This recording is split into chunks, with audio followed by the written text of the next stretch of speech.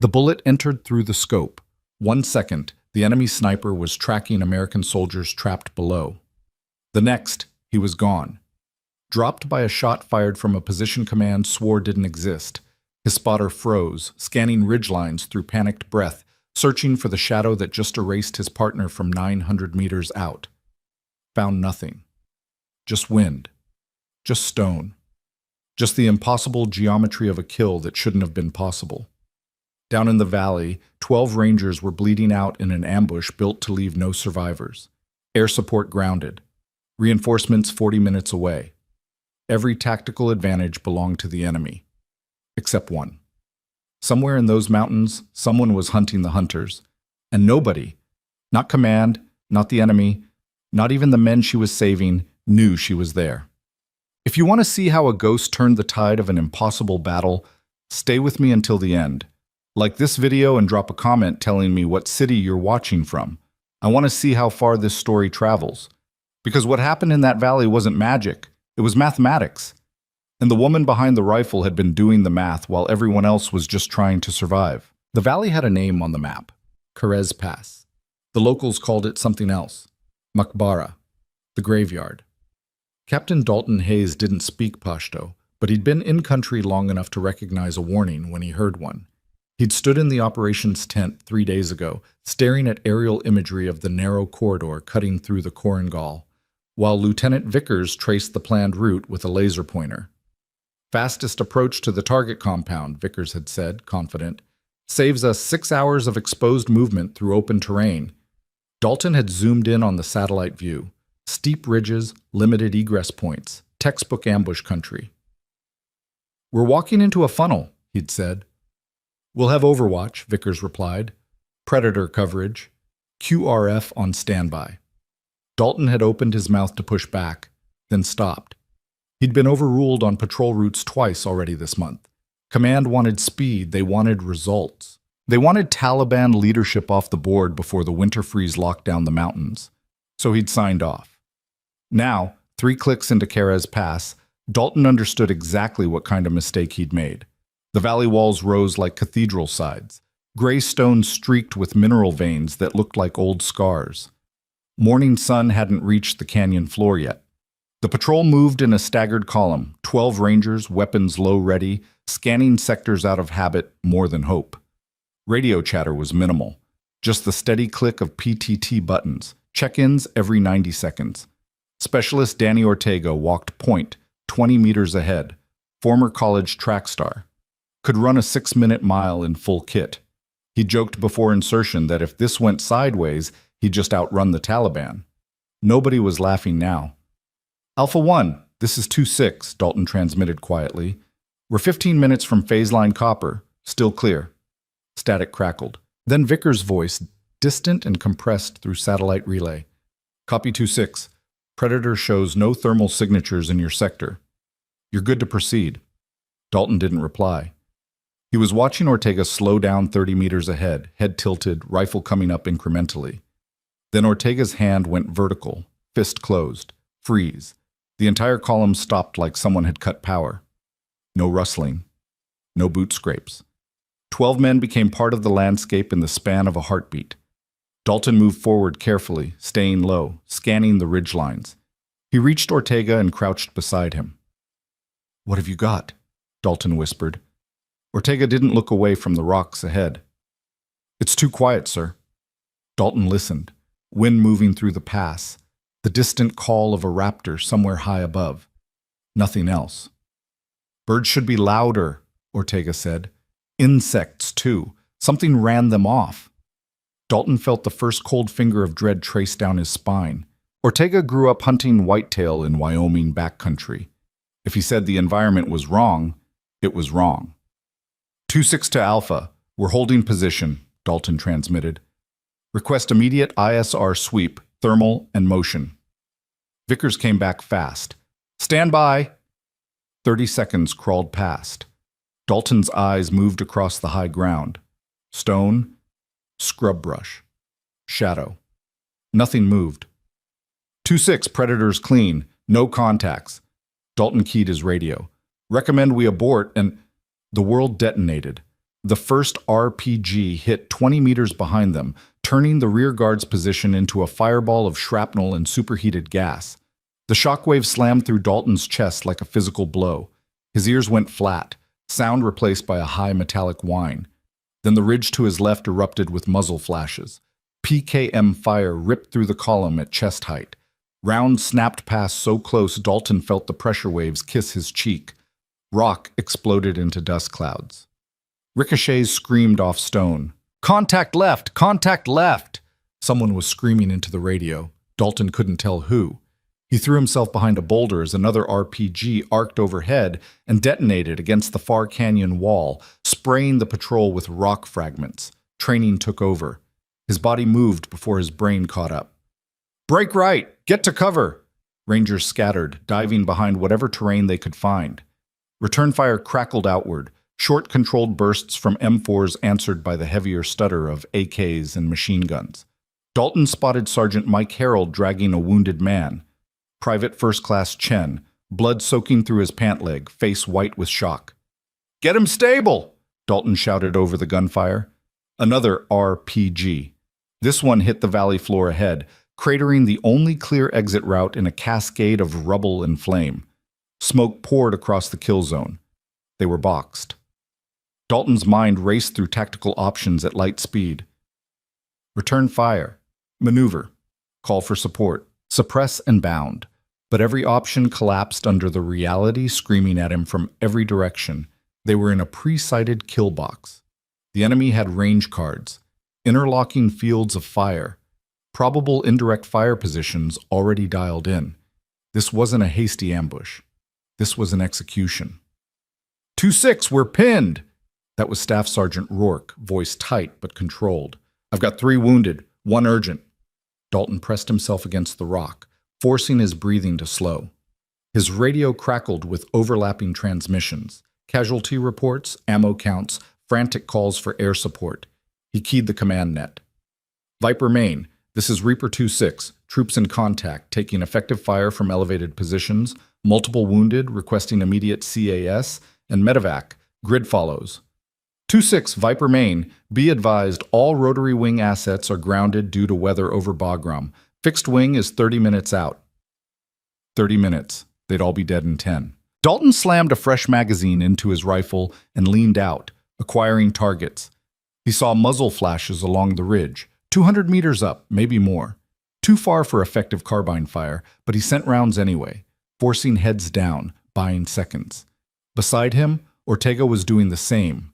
Controlled pairs, breathing through the chaos. "How'd they know?" Ortega shouted between shots. "How the hell did they know we'd be here?" Good question. Terrible time to ask it. Another burst of PKM fire tore across their position.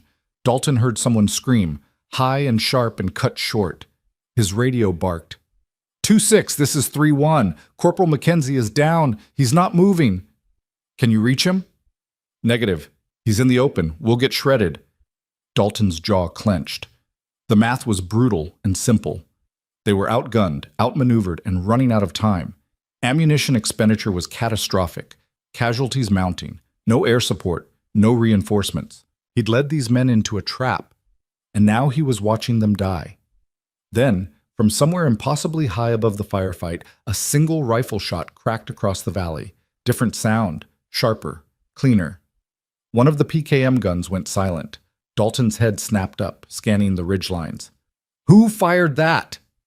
Ortega was already looking. "Wasn't us. Wrong caliber. Sounded like..." Another shot. Same distinct crack. A second enemy fighter dropped, visible for just a moment as he tumbled backward off a rock ledge. Confusion rippled through the ambush line. Dalton could hear it, shouting in Pashto, frantic and disorganized. Enemy fire slackened for 3, maybe 4 seconds. "What the hell is happening?" Rourke's voice over the net, bewildered. Dalton didn't answer. He was staring at the high ground, trying to trace the angle of those shots. Somewhere northwest, far.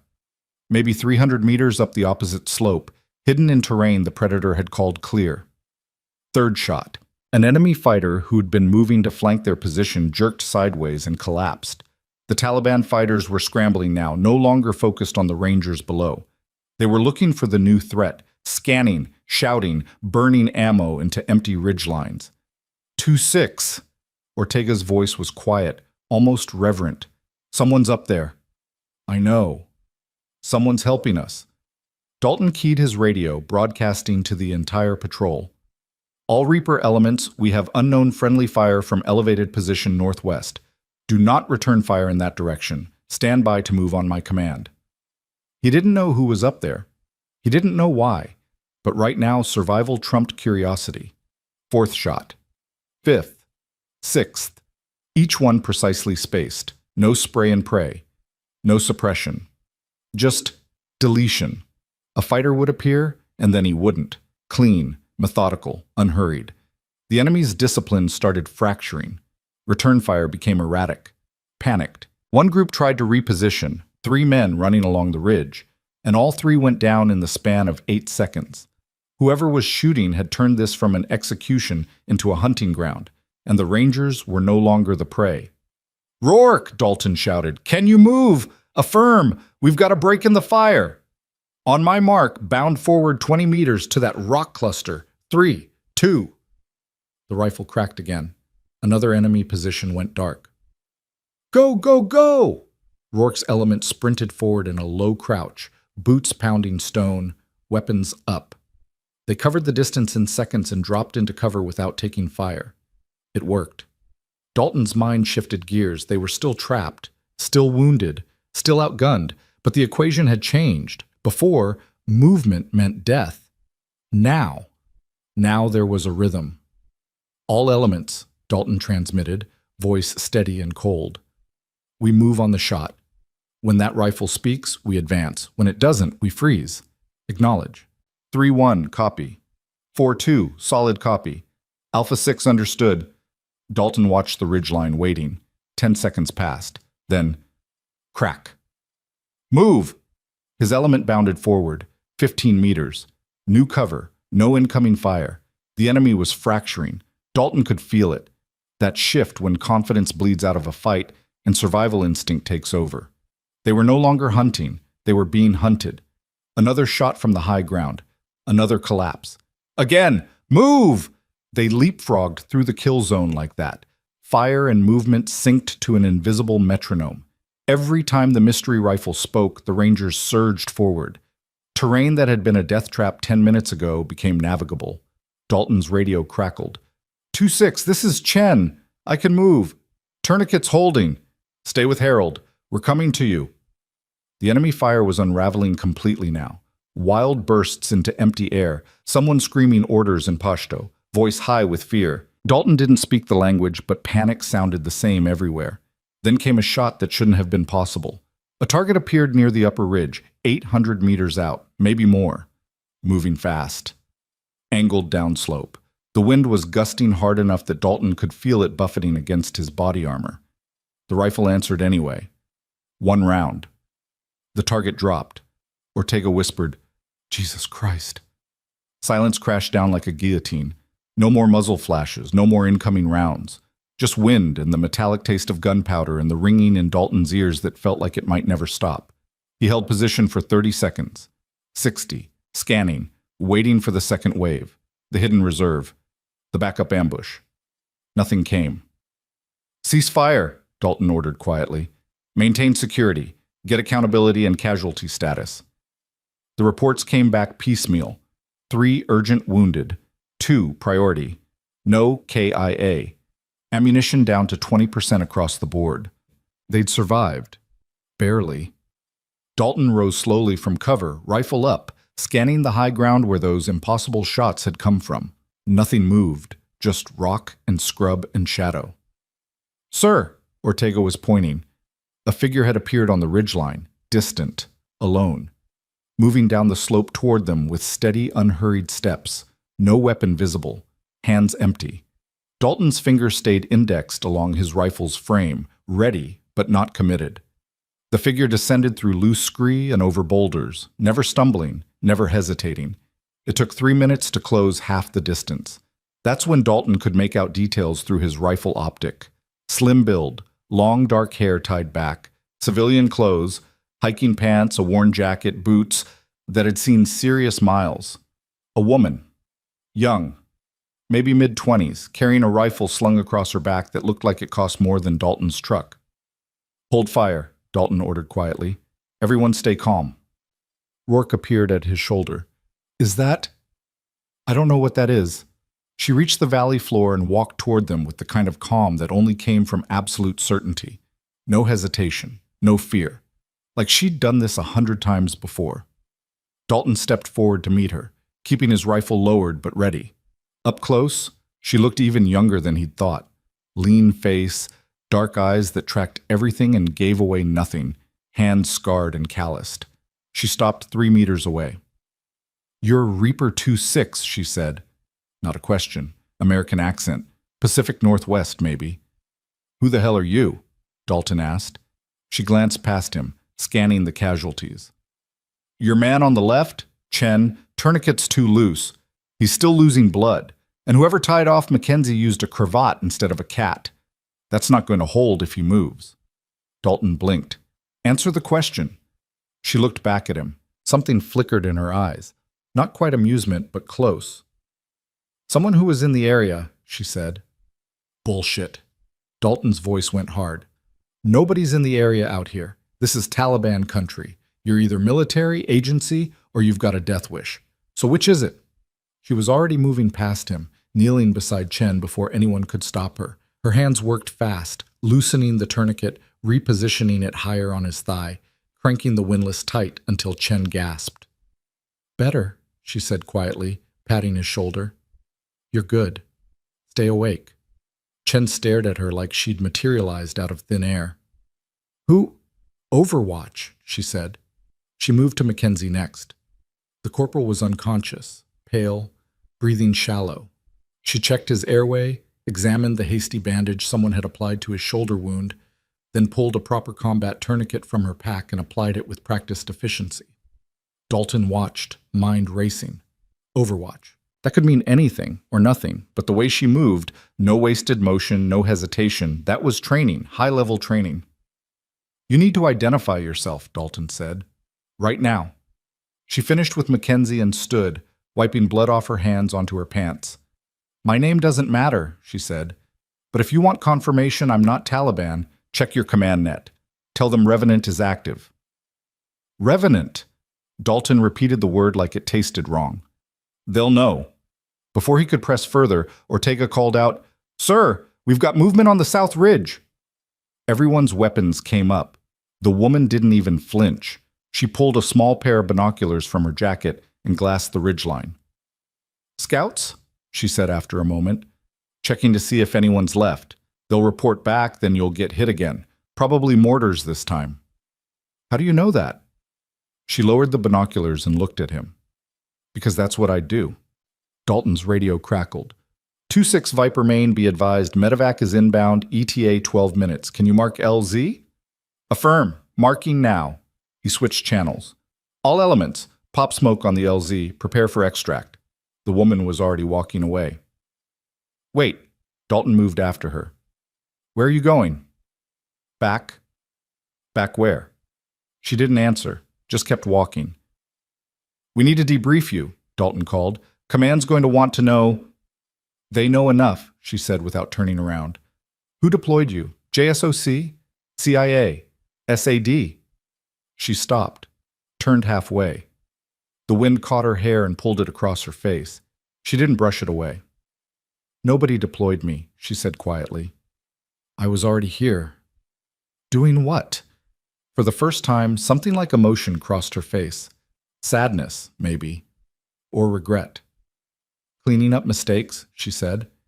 Then she reached into her jacket and pulled out a small waterproof notepad, walked back and pressed it into Dalton's hand.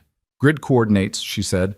"Firing positions they use today, probable supply cache locations, patrol patterns, communication schedules, everything I've mapped over the last 2 weeks." Dalton stared at the notepad. "You've been watching them." "Watching everything." "Why didn't you report this through channels?" Her smile was thin and bitter. "I did. 3 weeks ago." Got told the intel was inconclusive and the mission was a go. She nodded toward the valley walls. This was the conclusion. The pieces started clicking together in Dalton's head. You tried to warn command about this ambush. I told them Karez Pass was compromised. I gave them alternate routes. I flagged the Taliban buildup. Her voice stayed level, but something cold moved behind her eyes. They sent you through anyway. Dalton felt something twist in his gut. Why? You'd have to ask them. The distant thump of rotor blades echoed through the valley. The medevac was close. Come with us, Dalton said suddenly. You saved our lives. You deserve— I don't need recognition, she interrupted. I need you to learn from this. She tapped the notepad in his hand. Study that. Understand how they think, how they plan, how they're patient enough to spend weeks setting a trap because they know you'll take the shortcut. And what are you going to do? She looked back toward the mountains. What I've always done. Which is? Make sure the next patrol doesn't walk into the same mistake. Dalton wanted to argue, wanted to demand answers, explanations, accountability. But the helicopter was cresting the ridge now, and his wounded needed extraction. And this woman, whoever she really was, had already given him more than he had any right to expect. At least tell me your name, he said. She considered that for a long moment. Call me what the Taliban calls me, she finally said. Ghost. Then she turned and walked back toward the high ground, moving with that same unhurried confidence, like she had all the time in the world. Dalton watched her climb until she disappeared into the broken terrain. Sir? Ortega appeared at his elbow. The hell just happened? Dalton looked down at the notepad in his hand, opened it.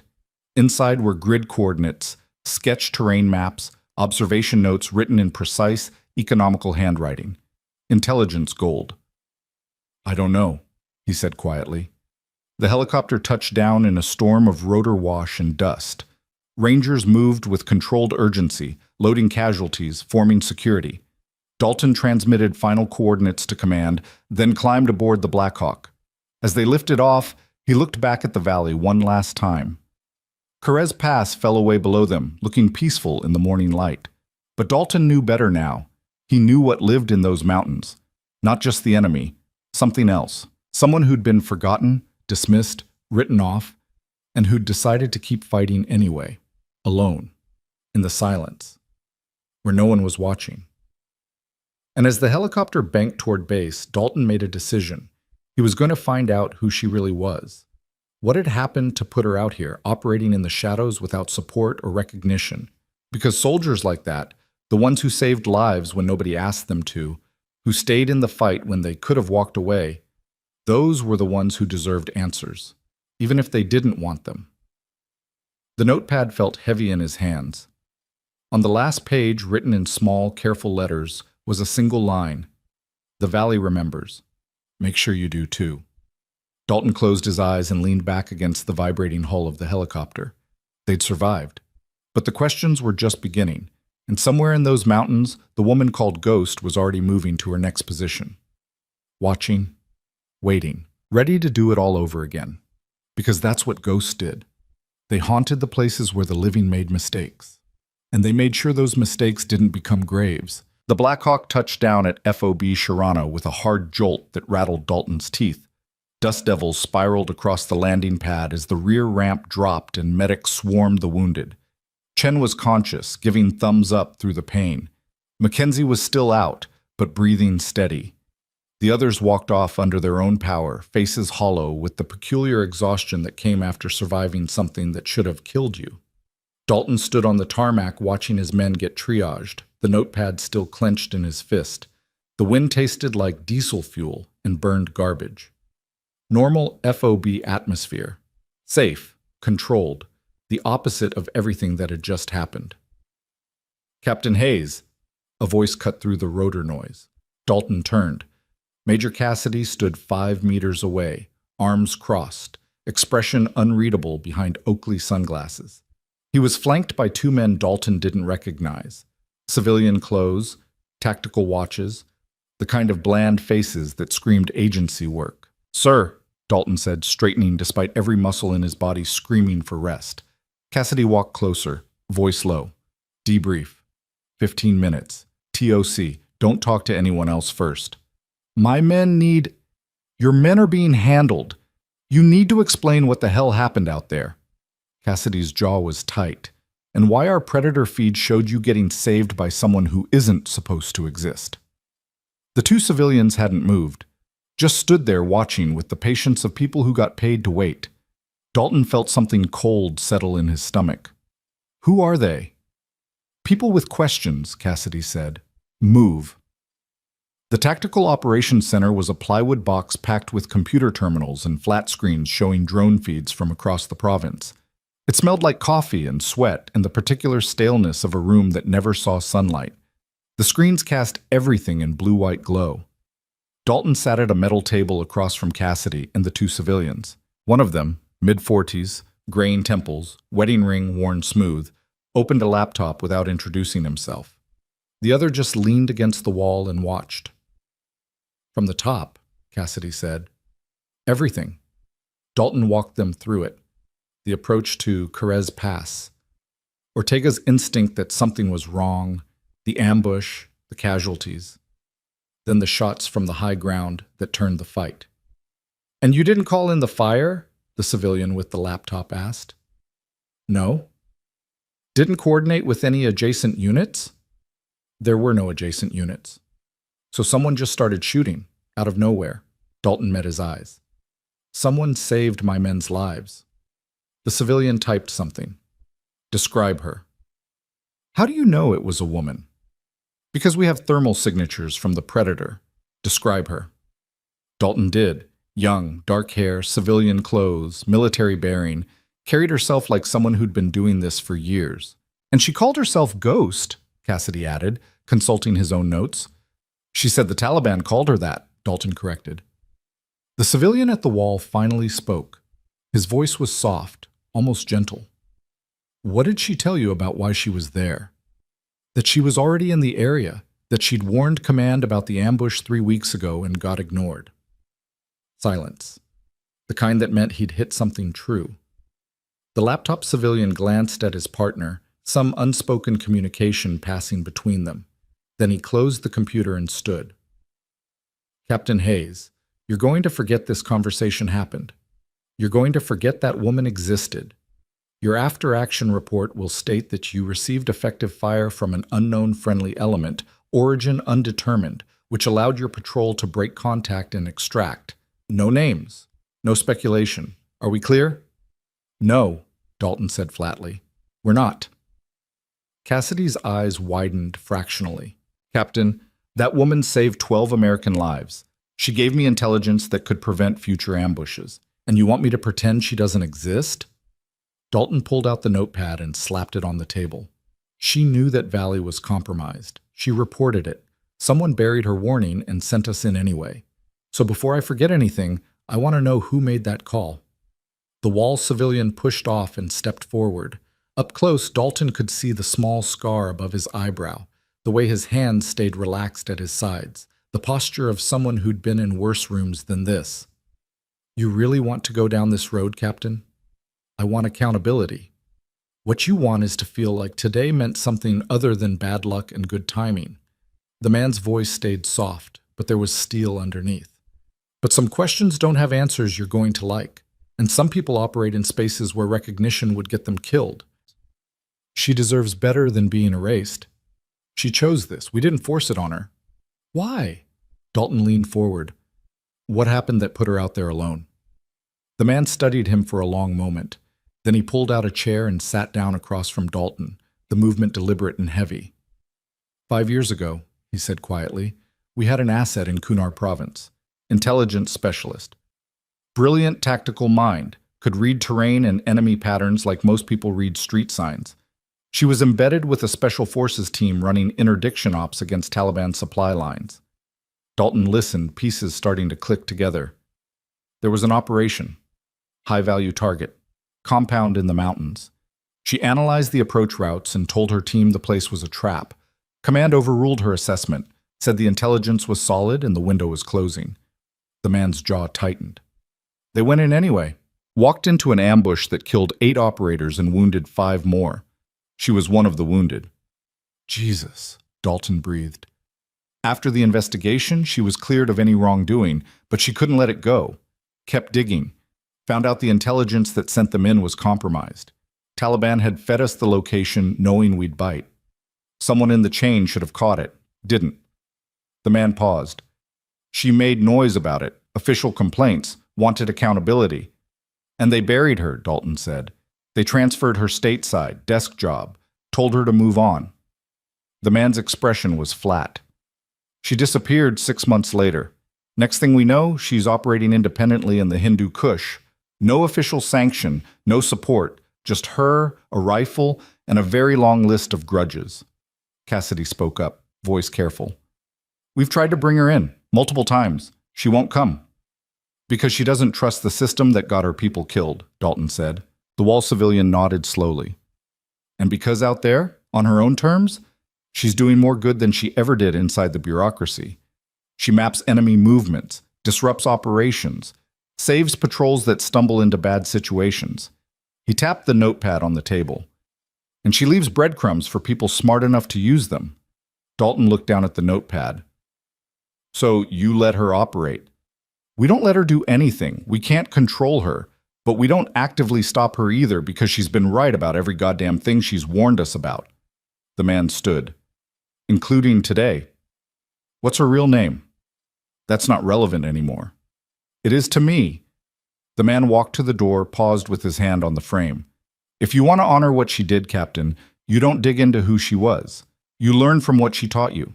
That notepad contains more tactical intelligence than we've gathered in 3 months. Use it. Keep your men alive. That's what she would want. Then he was gone, his partner following without a word. Cassidy waited until the door closed before speaking. They're right, you know. Some battles you don't win by fighting them head on. And some you don't win by staying silent, Dalton said. He left the TOC and walked across the compound to the medical tent. Inside, Chen was getting an IV while a doctor examined his leg. Mackenzie was awake now, groggy, but responsive. The others were scattered on cots, too wired to sleep despite the exhaustion. Ortega spotted Dalton and sat up. Sir, who was she? The whole tent went quiet. Everyone watching. Dalton could lie, could follow orders, could make this simple. Instead, he said, someone who gave a damn when it would have been easier not to. He spent the next 2 hours going through the notepad with Ortega and Rourke, translating the observations into actionable intelligence. Enemy patrol patterns emerged. Supply routes. Communication schedules. Probable leadership locations. It was surveillance work that should have taken a full team weeks to compile. She'd done it alone. This is insane, Rourke muttered, tracing his finger along a sketched map showing overlapping fields of fire around 3 different valleys. She's documented their entire defensive strategy. And she was right about all of it, Ortega added. We walked straight into the exact scenario she warned about. Dalton didn't respond. He was staring at a note scrawled in the margin of 1 page. They're not stupid, they're patient. Don't confuse the two. His radio crackled. All personnel stand by for emergency formation in 30 minutes. Command brief to follow. The 3 of them exchanged glances. That can't be good, Rourke said. The formation was held in the motor pool, 200 soldiers standing in loose ranks while Major Cassidy addressed them from the hood of a Humvee. His voice carried across the crowd, amplified by the peculiar acoustics of the space. At 1600 hours today, multiple patrols across the province reported contact with Taliban forces in coordinated ambush positions. Casualty reports are still coming in, but initial numbers suggest this was a planned, large-scale operation designed to maximize American losses during our patrol rotations. Murmurs rippled through the formation. Dalton felt his chest tighten. Captain Hayes' patrol in Carez Pass was the only element to break contact without suffering KYA. Every other unit engaged took fatalities. Cassidy's expression was grim. We're suspending all routine patrols pending intelligence review and route reassessment. Someone behind Dalton whispered, How'd they coordinate this? Because they've been watching us, Dalton said quietly, not turning around. Learning our patterns. Waiting for the right day. The formation dismissed. Dalton walked back to his hooch, a plywood box with a cot and footlocker, and sat in the dark thinking. She'd tried to warn them, not just about Carez Pass, about the entire operational pattern being compromised, and she'd been ignored because she wasn't official anymore. Wasn't credible. Was just a ghost screaming into the void. Until today, when her screaming had saved lives. Dalton's laptop sat on his footlocker. He opened it, logged into the secure network, and pulled up after-action reports from the other patrols that had been hit. 3 KIA at Checkpoint Phoenix, 2 at FOB Tillman, 4 during a convoy through the Waygal Valley. All within the same 4-hour window. All in locations that could have been predicted if someone had been mapping enemy buildup. Someone had been. They just hadn't been listening to her. He pulled out the notepad again, flipping to the back pages. There, in small handwriting, was a list of grid coordinates with dates beside them. Future ambush sites, he realized. Predictions based on pattern analysis. One of them matched the Waygal Valley convoy route. She'd known, and she'd documented it, and men had died anyway. Dalton's hand shook as he closed the notepad, not from fear, from rage. 3 days later, he was summoned back to the TOC. This time it was just Cassidy, looking 10 years older than he had at the beginning of the week. "We've analyzed the intelligence you recovered," Cassidy said without preamble. "It's solid, more than solid. It's the most comprehensive enemy assessment we've had in months, He paused. "Higher command wants to know where you got it." "I told you already." "They want confirmation, verification of source." "The source saved my life and doesn't want recognition. That should be enough." Cassidy rubbed his eyes. "Captain, this isn't about giving someone a medal. This is about validating intelligence before we base operational decisions on it. If this came from a compromised source, it didn't. How do you know?" "Because she had nothing to gain by helping us. No payoff, no agenda. She did it because it was the right thing to do." Dalton's voice was hard. "Which apparently makes her unique around here." Cassidy's expression shifted, something between sympathy and warning. "Be very careful, Captain." "Of what? Telling the truth?" "Of making this personal. You survived a bad day. Your men survived. Take the win and move on. We survived because someone who got screwed by this system came back to fix our mistakes anyway. That's not a win. That's a condemnation." Cassidy leaned back in his chair. "What do you want me to say? That we failed her? That the system is broken?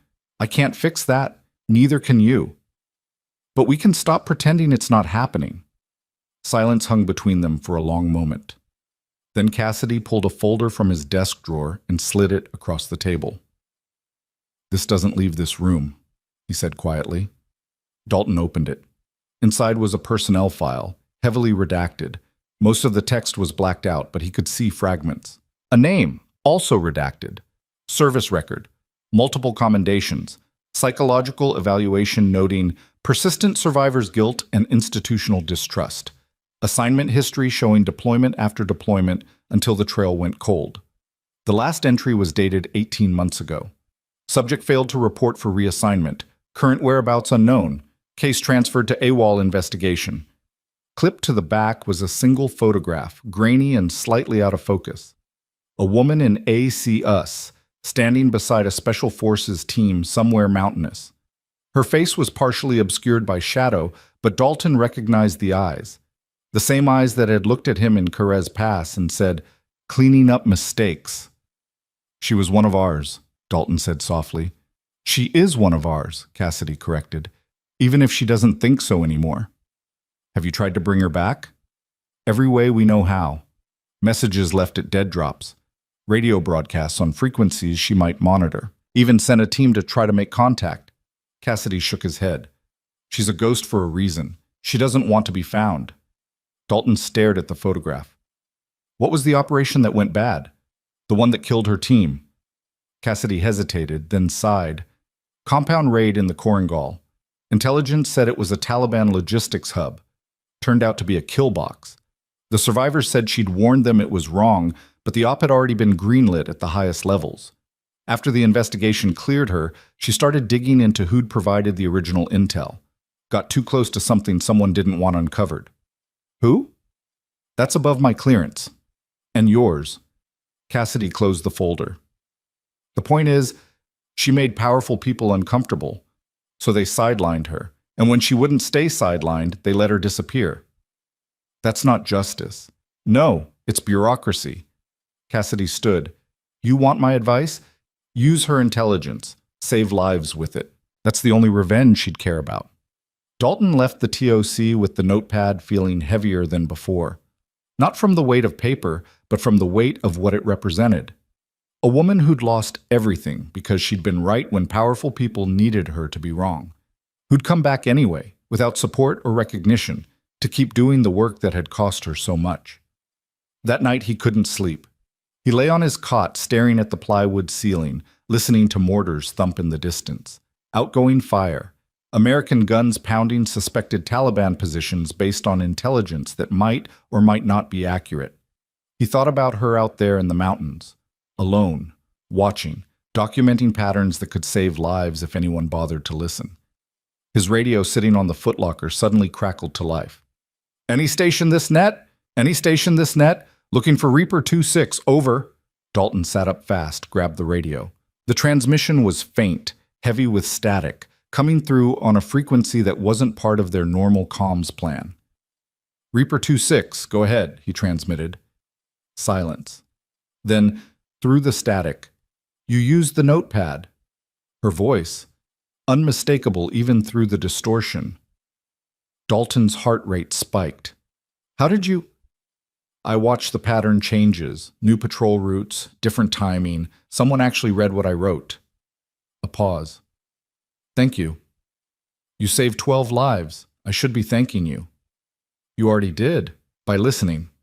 Another pause, longer this time. There's more coming, bigger operation. They're moving supplies into the Petch Valley, staging for something major.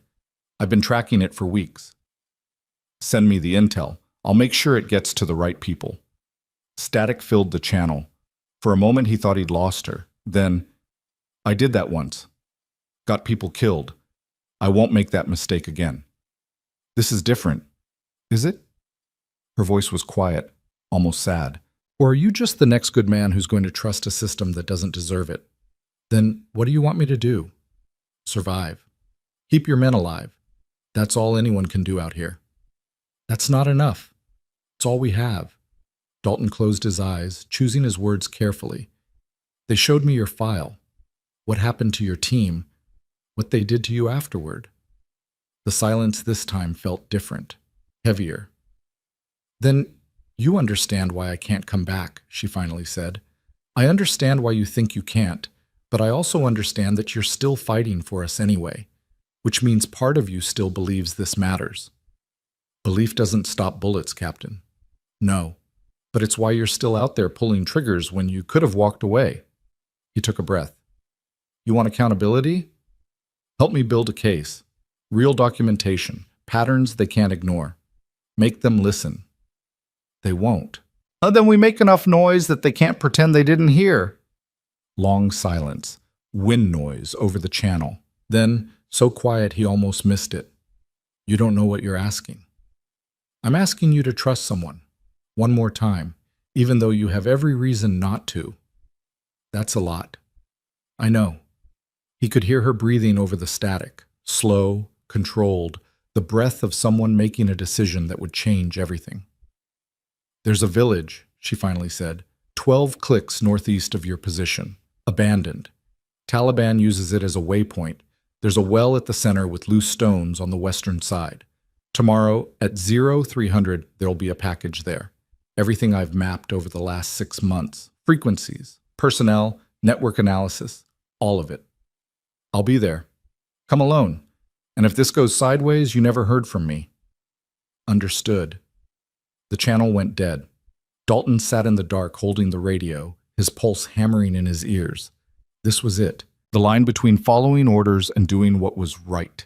Between playing it safe and taking a risk for someone who'd already risked everything. He thought about his men, about Chen and Mackenzie and all the others who'd walked out of that valley alive, about the patrols that hadn't been so lucky, about the future ambushes waiting to happen if someone didn't connect the dots. Then he thought about her, alone in those mountains, still fighting a war everyone had told her to forget. The choice wasn't really a choice at all. He checked his watch, 2,200 hours, 5 hours until the meeting. He grabbed his kit and started preparing. Whatever happened next, he was all in, because some debts couldn't be repaid with paperwork and procedure. Some required you to step into the dark and trust that the ghost waiting there was on your side, even if nobody else believed she existed. Dalton slipped out of the FOB at 0200 hours through a drainage culvert that everyone pretended didn't exist. The guard rotation had a 6-minute gap on the eastern perimeter, known, tolerated, used by soldiers who needed to piss without walking half a click to the latrines. Tonight it served a different purpose. He moved through the dark wearing nods that turned the world into grainy green geometry. No radio, no backup, just his rifle, a sidearm, and the knowledge that if this went wrong, nobody would come looking until morning formation. The village sat in a shallow depression between two ridges, invisible from the FOB. Dalton approached from the north, moving slow, scanning for heat signatures or disturbed earth that might indicate IEDs. The Taliban were known to booby-trap abandoned structures. She had to know that, which meant either she'd cleared the approach or this was the test. See if he was smart enough to survive the walk. The village materialized out of the darkness like a memory of civilization. Mud brick walls crumbling back into the earth. Empty doorways that watched like dead eyes. No lights, no movement. The wind moved through hollow spaces and made sounds that could have been voices if you weren't careful with your imagination. Dalton found the well at the center of what used to be the main square. Stone rim, wooden crossbeam rotted and hanging at an angle. The western side showed recent disturbance, loose rocks stacked in a pattern that looked natural but wasn't. He knelt and moved the stones carefully. Underneath was a waterproof bag, military grade, vacuum sealed. Inside, 3 notebooks, a thumb drive, and a folded map marked with symbols he didn't immediately recognize. "Don't move." The voice came from behind him, not her voice. Male, accented, Pashto speaker using English. Dalton froze, hands visible, rifle slung. His mind raced through options, none good. "Stand up, slow." He rose carefully, turned. 3 men emerged from the ruins, Akay's chest rigs, faces wrapped in shemogs. Taliban fighters, close enough that missing would be harder than hitting. The lead fighter stepped forward. "You are far from base, American." "Just passing through," Dalton said evenly. With no radio, no patrol, at 3 in the morning. The fighter's English was good, educated, probably a commander. "You meet someone, yes?" Dalton said nothing. "The ghost woman. We know she used this place." The fighter gestured at the well. "We wait. She come or you come. Both are good. She's not coming. Then why you here?" "Personal business." The fighter laughed. "Personal business in Taliban territory. You are very stupid or very brave." He moved closer, examining Dalton's face in the starlight. "I think stupid." One of the other fighters said something rapid in Pashto. The leader responded, then turned back to Dalton. "My brothers say we should kill you now. Send message." He tilted his head. "But I think maybe you have value. American officer, alone, meeting the ghost. This is interesting story." Dalton's muscles coiled. 3 targets, 10 meters spread. The lead fighter was closest, but the other 2 had angles. If he went for his rifle, he'd take at least 2 rounds before the weapon cleared his chest. If he went for the sidearm, a rifle cracked from somewhere in the ruins. The fighter to Dalton's left dropped, his AK clattering against stone. The other 2 spun, weapons rising, searching for the shooter. Another crack. The second fighter went down. The leader dove behind the well, pulling Dalton with him, used him as a shield, AK pressed against Dalton's spine. "Ghost woman," he shouted into the darkness. "I have your American friend. You want him alive, you show yourself." Silence. Just wind and the ragged breathing of 2 men pressed against cold stone. "I know you're there," the fighter called. "I know you watch. Always watching, never fighting close. Coward woman with rifle." Dalton felt the barrel dig harder into his back, felt the fighter's heart hammering through the tactical vest. This wasn't a professional soldier. This was someone angry and scared and making emotional decisions. "Listen to me," Dalton said quietly. "You're not getting out of here. Let me go and run. That's your only move. Shut your mouth. She's already got the angle. She's just waiting to see if you're smart or stupid. I said shut. The fighter's radio crackled, a voice speaking rapid Pashto, tone urgent. The fighter responded, keeping the rifle on Dalton but his attention dividing. Bad tactical decision.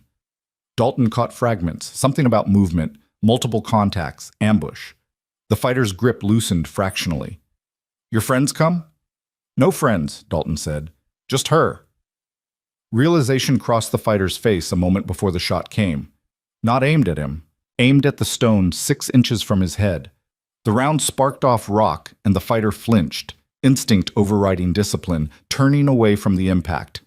Dalton moved, dropped his weight, twisted, drove his elbow back into the fighter's solar plexus.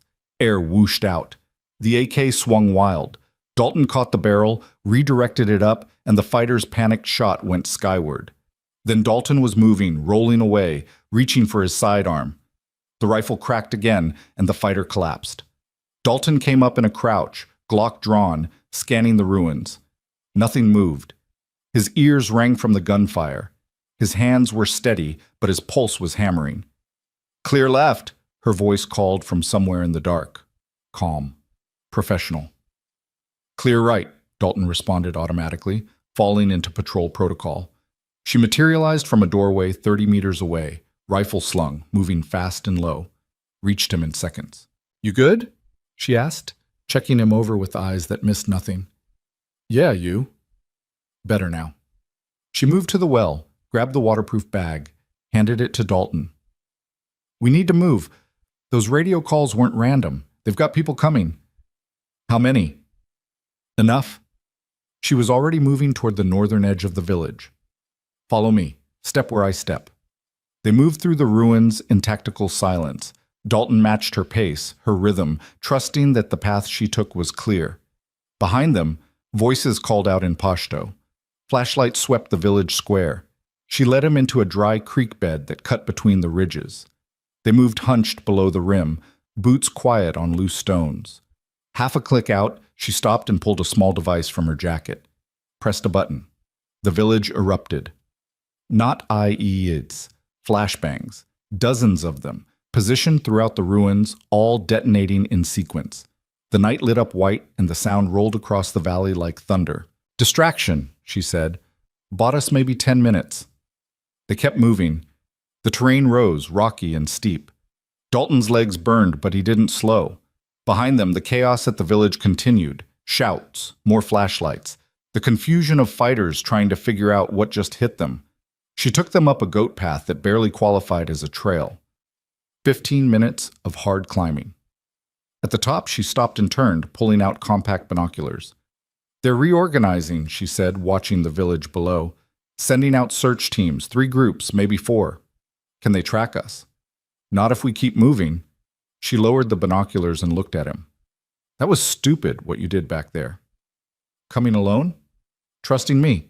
She secured the binoculars. You could have been walking into a trap. Was I? No, but you didn't know that.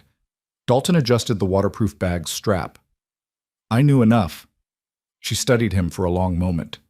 You're not like the others. The others didn't watch you save their lives. Plenty of people watched. Didn't make them believers. She started walking again, heading deeper into the high country. Command's going to ask where you got that intel. Let them ask.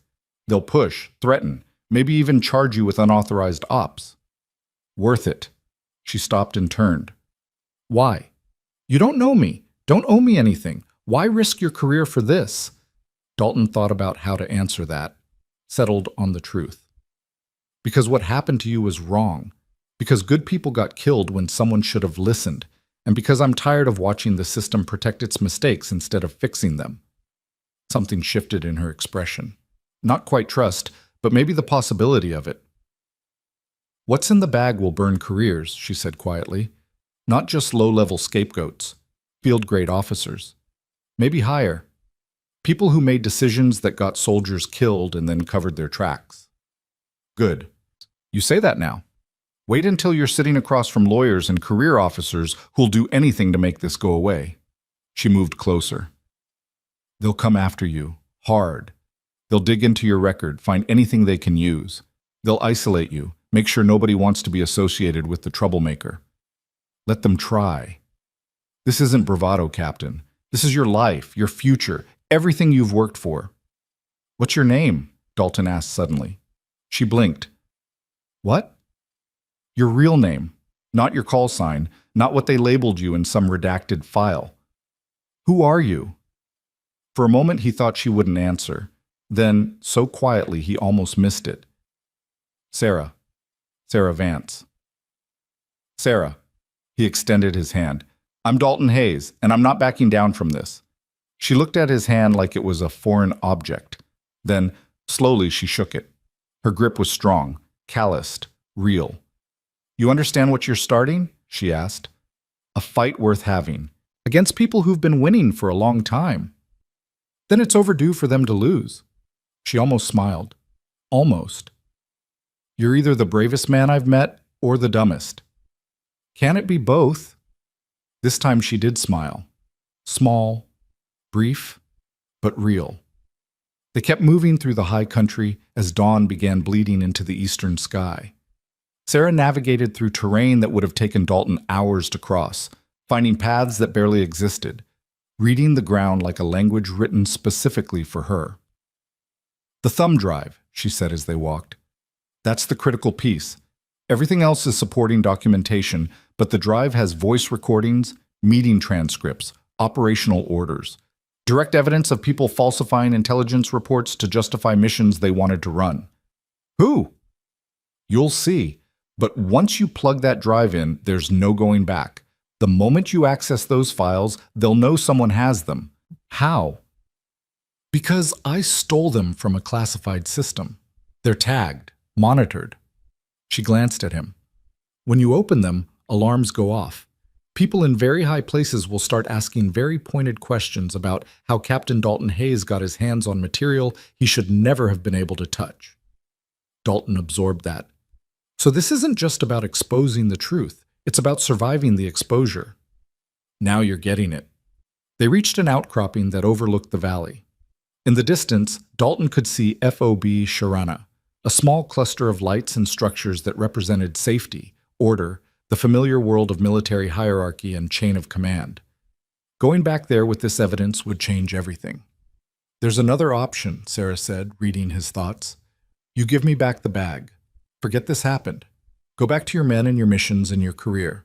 I keep operating in the shadows. Nothing changes. Except more soldiers die walking into ambushes that could have been prevented. Probably. That's not an option. It's the smart option. Since when did smart and right become the same thing? Dalton turned to face her fully. You spent the last 6 months documenting this, living alone in hostile territory, risking your life every day. You did that for a reason. I did it because I couldn't let go. No, you did it because you still believe in what this is supposed to be about. Protecting people, serving something bigger than yourself. That didn't die when your team did. Her jaw tightened. You don't know what died. You're right, I don't. But I know what's still alive. Whatever part of you that came back to save my patrol. That left intelligence knowing it might help. That showed up tonight even though you could have just walked away. He gestured at the FOB in the distance. That's not someone who's given up. That's someone who's waiting for somebody else to care as much as she does. Sarah was quiet for a long time. The sun crept higher, painting the mountains in shades of copper and gold. If we do this, she finally said, we do it right. No half measures, no political games. We build an airtight case and we drop it where it can't be buried. Agreed. And when they come after you, and they will, you don't fold, you don't compromise. You see it through. I will. She pulled a satellite phone from her pack. Military issue, probably liberated from a supply drop.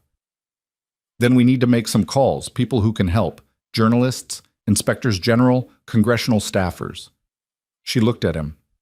This goes beyond the chain of command. We bring in outside oversight. That'll make me a pariah. It'll keep you alive. Dalton took the phone. Who do we call first? Reporter I know, Washington Post, covered military scandals before. She'll listen. Sarah started entering a number from memory. But first you need to understand something. The people we're exposing, they've spent years building networks. Protection, leverage, they won't go down easy. I'm counting on it. The call connected. A woman's voice, groggy with sleep. This is Brennan?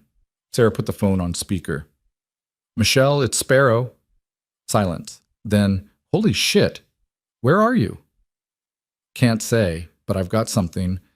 Story of the decade, if you want it. I'm listening. Afghanistan. Intelligence falsification leading to friendly casualties. Evidence of systematic cover-ups. Direct links to field grade and senior officers. Sarah looked at Dalton, and a source willing to go on record. Who's the source? Dalton leaned toward the phone. Captain Dalton Hayes, 75th Ranger Regiment.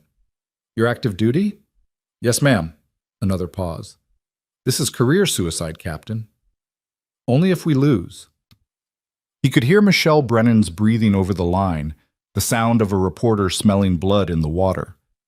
What kind of evidence are we talking about? Sarah listed it off. Documents, recordings, communications, pattern analysis, 6 months of compiled intelligence showing deliberate manipulation of threat assessments. How do I verify this? You don't. Not yet. Sarah's voice was firm. First, we need protection. Whistleblower status, legal coverage. Then we bring in IG. Then we release the evidence in a way that can't be suppressed. That's going to take time, coordination. How much time? Week. Maybe 2 if the lawyers are slow. Sarah glanced at Dalton. We might not have 2 weeks. Why not? Because people already know something's wrong. They're watching. The moment they figure out where the leak came from, gunfire erupted from the ridgeline behind them. Dalton and Sarah dropped simultaneously, rolling behind the outcropping as rounds snapped overhead. The satellite phone skittered across rock. Contact rear, Dalton called, bringing his rifle up. Sarah was already moving, low and fast, finding a position with better angles. 8, maybe 10 fighters. They tracked us. How? Doesn't matter. We need to move. More gunfire. Closer now. Voices shouting in Pashto. The search teams from the village had found them faster than expected. Sarah returned fire. 3 precise shots that sent the attackers diving for cover. Northern route, through the draw. Go! Dalton grabbed the satellite phone and the waterproof bag. Started moving.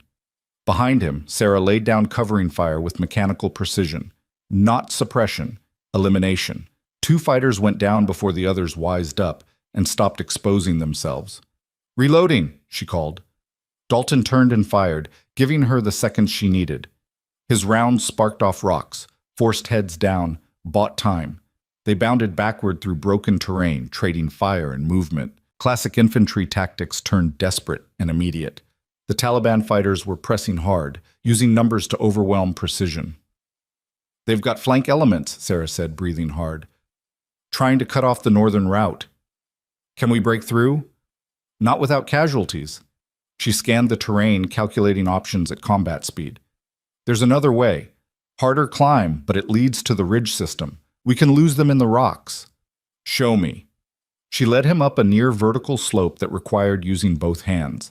Behind them, the gunfire intensified. Rounds ricocheted. One passed so close to Dalton's head he felt the heat. They crested the slope and found themselves on a narrow ridge with sheer drops on both sides. Sarah moved along it like she'd walked it 100 times. Dalton followed, trying not to look down at the 100-foot fall to either side. Halfway across, she stopped and turned, pulled a small device from her jacket. Looked like a remote detonator. What is that? Dalton asked. Insurance. She pressed the button. The slope they'd just climbed erupted in a cascade of rock and debris. Claymores, buried in camouflage, detonating in sequence. The explosion rolled through the attacking force. Screams cut through the gunfire. Jesus Christ, Dalton breathed. How long have you been preparing this? 6 weeks. I knew this ridge might be an escape route. She started moving again. I prepare everything. They kept moving for another 20 minutes, putting distance and elevation between themselves and the ambush site. Finally reached a position defensible enough to stop and assess. Dalton's hands were shaking now, adrenaline dump hitting hard. Sarah looked calm, breathing steady, like she'd just finished a morning jog. You okay? She asked. Define okay. She almost smiled. Checked her rifle, cleared a jam, reloaded with a fresh magazine. That was closer than I like. How did they find us so fast? Good training or good luck? Maybe both. She scanned their back trail. Either way, we can't stay here. They'll regroup and come again. Can we make it back to the FOB? Not directly. They'll have the approaches covered now. She pulled out a map, traced routes with her finger. We go east, loop around through the high country, comes out near OP Restrepo. You can link up with friendly forces there. What about you? I keep moving. Stay ahead of them. That's not a plan. That's survival. It's what I do. Dalton grabbed her arm. No. We do this together or not at all. She pulled away. You don't understand. They're not just hunting me. They're hunting what I know. If we stay together, you become a target too. I became a target the moment I took that bag. This is different. How? Because I've been doing this alone for 18 months. I know how to disappear. You don't. Then teach me. She stared at him like he'd suggested they fly. This isn't a skill you learn in a day. I'm a fast learner. Dalton, my career's already over. You said it yourself. The moment I access those files, I'm burned. So what difference does it make if I stay with you or go back alone? Either way, I'm committed. Sarah's expression cycled through several emotions. Frustration, concern, something that might have been respect. You really don't quit, do you? Not on this. She looked away, jaw working. If you come with me, you follow my lead. No arguments, no second guessing. I say run, you run. I say hide, you hide. Understood? Understood. And when this is over, when we've delivered the evidence and the story breaks, you go back to your life. You don't look for me. You don't try to contact me. We're done. Why? Because I work better alone. Always have. But her voice cracked slightly on the last word. Dalton didn't push it. Deal. She took a long breath, then nodded. Okay. Then we move east, stay in the high country, avoid population centers. 3 days to Restrepo if we push hard. What about food, water? I've got caches, enough to get us there. She started walking. Come on, we're burning daylight. They moved through terrain that tested every physical limit Dalton possessed. Sarah set a pace that was just short of brutal, fast enough to cover ground, slow enough to stay quiet. She navigated by terrain association and dead reckoning, barely consulting the map. Hours passed. The sun climbed and the temperature rose. Dalton's water was gone by mid-afternoon. Sarah noticed and passed him one of her bottles without breaking stride. Drink slow, she said. We've got 6 hours till the next cache. How do you do this? Dalton asked between sips. Alone. For months. You get used to it. Do you? Or do you just get numb? She didn't answer. They reached a cave system as dusk fell. Sarah checked for occupants, human or animal, then declared it safe. They moved deep enough to avoid being visible from outside, then stopped. Dalton collapsed against the rock wall, every muscle screaming. Sarah remained standing, alert, listening to the darkness. Rest, she said. I'll take first watch. We should split it. You can barely stand. Neither can you. She finally sat, but kept her rifle across her lap. 4 hours. Then we switch. Dalton pulled out the waterproof bag, opened it carefully. The notebooks were field journals, observations written in precise handwriting, dates and times noted with military accuracy. The thumb drive was in a protective case, labeled with nothing but a serial number. That drive, Sarah said quietly. It's got recordings from a planning meeting, officers discussing how to massage intelligence to fit a narrative. They knew the sources were questionable, knew the risk assessment was flawed, pushed the operation anyway because it looked good on paper. The operation that killed your team, and 6 others over the following months. Same pattern, different targets. Her voice was flat, controlled. They treated soldiers like game pieces, acceptable losses in service of career advancement. Jesus.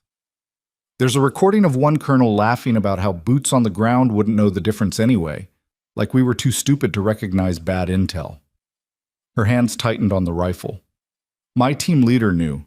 He pushed back, got overruled, went in anyway because that's what we do, and he died proving he was right. Dalton let the silence sit for a moment, then, what was his name? Master Sergeant Eric Vance. She looked at Dalton. My brother. The pieces clicked. That's why you can't let this go. That's why I'll never let this go. She stood and moved to the cave entrance, scanning the darkness. They killed him. Killed 7 other good men, then classified the after-action report and reassigned everyone involved to different posts. Scattered the evidence, made it impossible to connect the dots. Until you. Until me. Dalton stood and joined her at the entrance. We're going to make them answer for it. Maybe, or maybe we're just going to get ourselves killed trying. Either way, we're trying.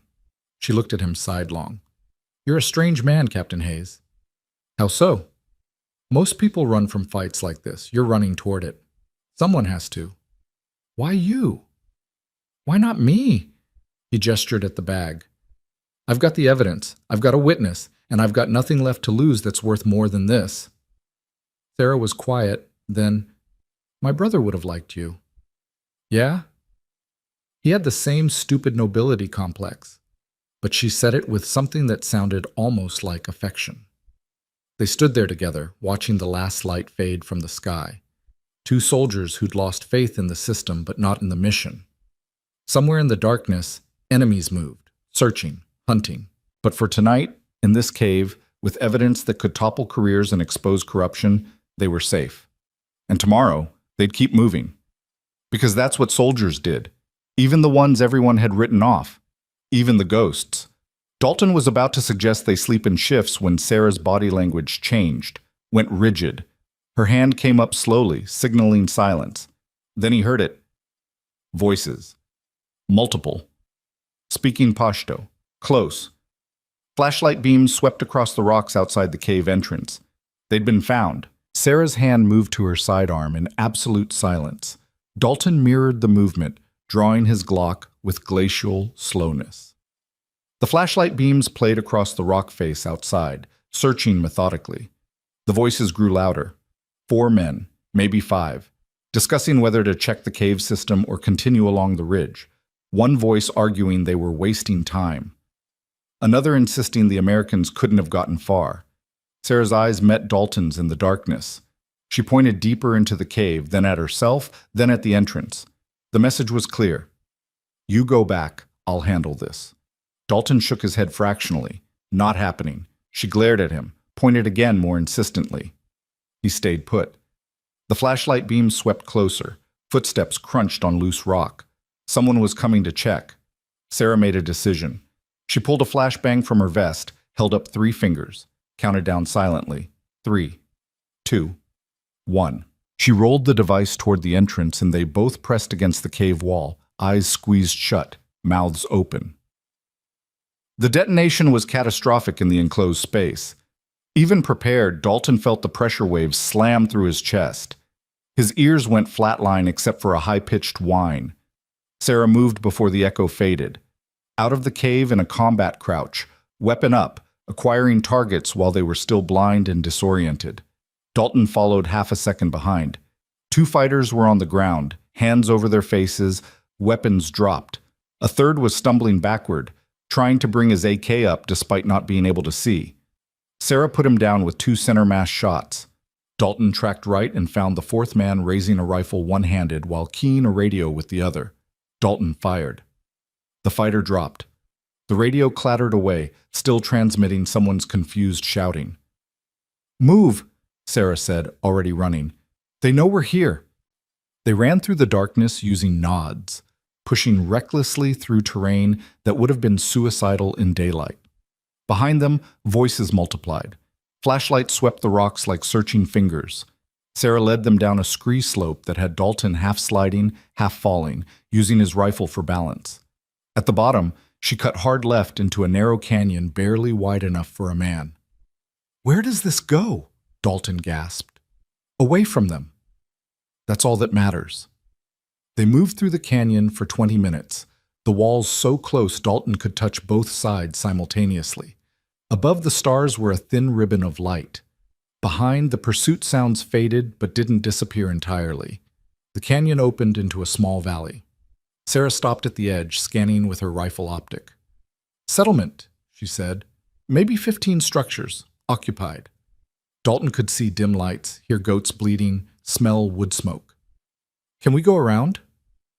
Not fast enough. They're pushing us toward the populated areas. trying to flush us into the open. She lowered her rifle. We go through, quick and quiet. Anyone sees us, we're compromised. They moved along the valley's edge, staying in shadow, avoiding sight lines from the structures. Halfway through, a door opened and light spilled out.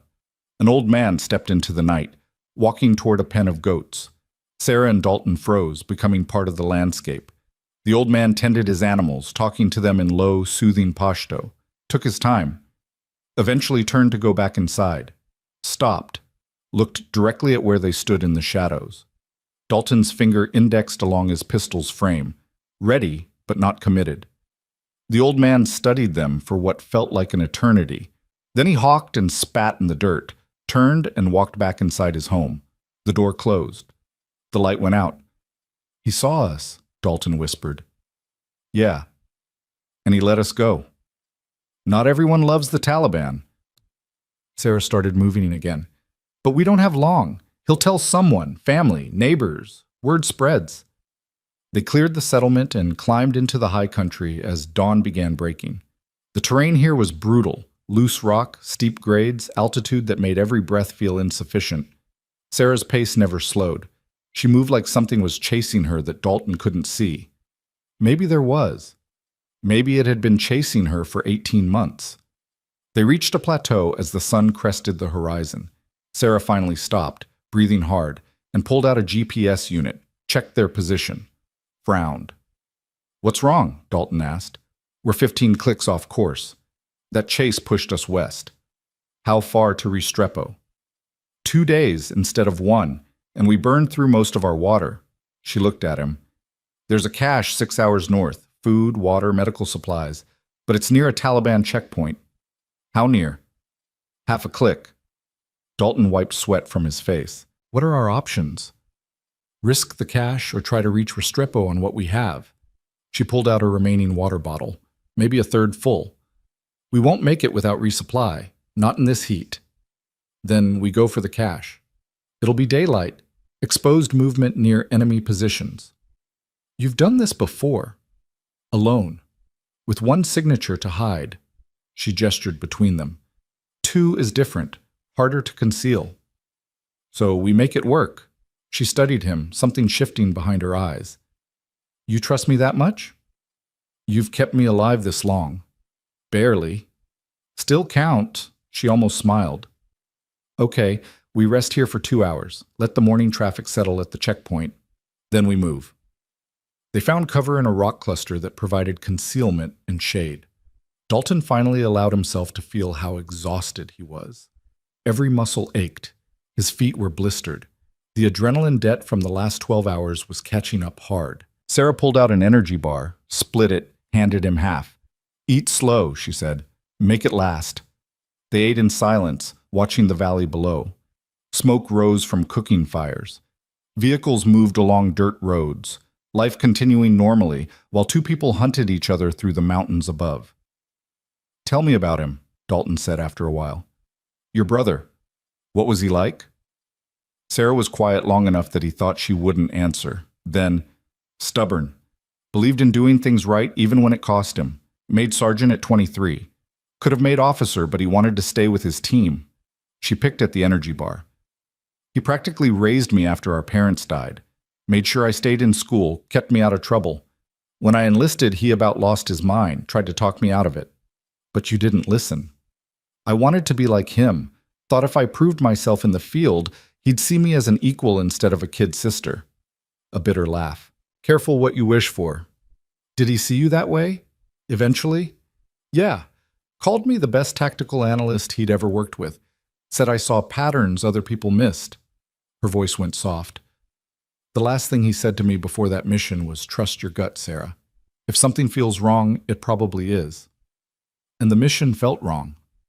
Everything about it. The intel was thin, the timing was rushed, the contingencies were weak. She looked at Dalton. I told him, wrote a whole assessment. He agreed, took it up the chain, got shut down. By who? Colonel Marcus Ashford, task force commander, career officer with political connections. Wanted successful operations to pad his record before retirement. Her jaw tightened. He overruled the assessment, called it excessive caution. said we were risk-averse. And then your brother died, proving him wrong. Ashford got a Bronze Star for the operation, called it a tactical success despite the casualties, wrote in his report that the intelligence was sound and the team executed properly. Blamed the deaths on unpredictable enemy response.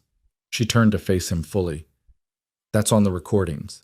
Him and two other officers discussing how to frame the narrative before the bodies were even cold. Dalton felt rage building in his chest. Where is he now? Pentagon, Joint Chiefs Staff, being considered for a star. She pulled out the thumb drive, held it up to the light. Unless this ends him first. It will. You sound certain. I am. Because we're not going to let him bury this like he buried your assessment. Sarah looked at the drive for a long moment, then secured it back in the waterproof bag. 2 hours. Then we move. They reached the area near the cache as afternoon heat baked the landscape into shimmering stillness. Sarah had them approach from the west, using a dry riverbed for concealment. The Taliban checkpoint was visible in the distance, a small compound with makeshift barriers and fighting positions. 4 guards visible, Sarah whispered, glassing the checkpoint through her rifle scope. Probably 2 more inside. They rotate every 6 hours. Change is at 1600. Dalton checked his watch. 40 minutes. We wait for the change. Everyone's distracted. Guards coming off shift are tired. Guards going on are still waking up. 3-minute window where nobody's paying attention. They settled into a position with cover and observation.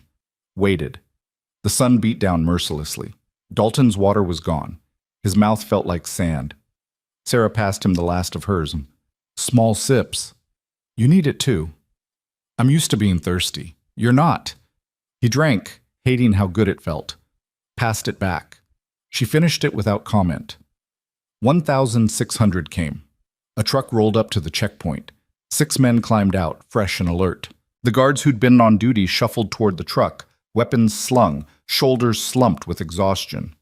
Now, Sarah said. They moved low and fast, using every fold in the terrain.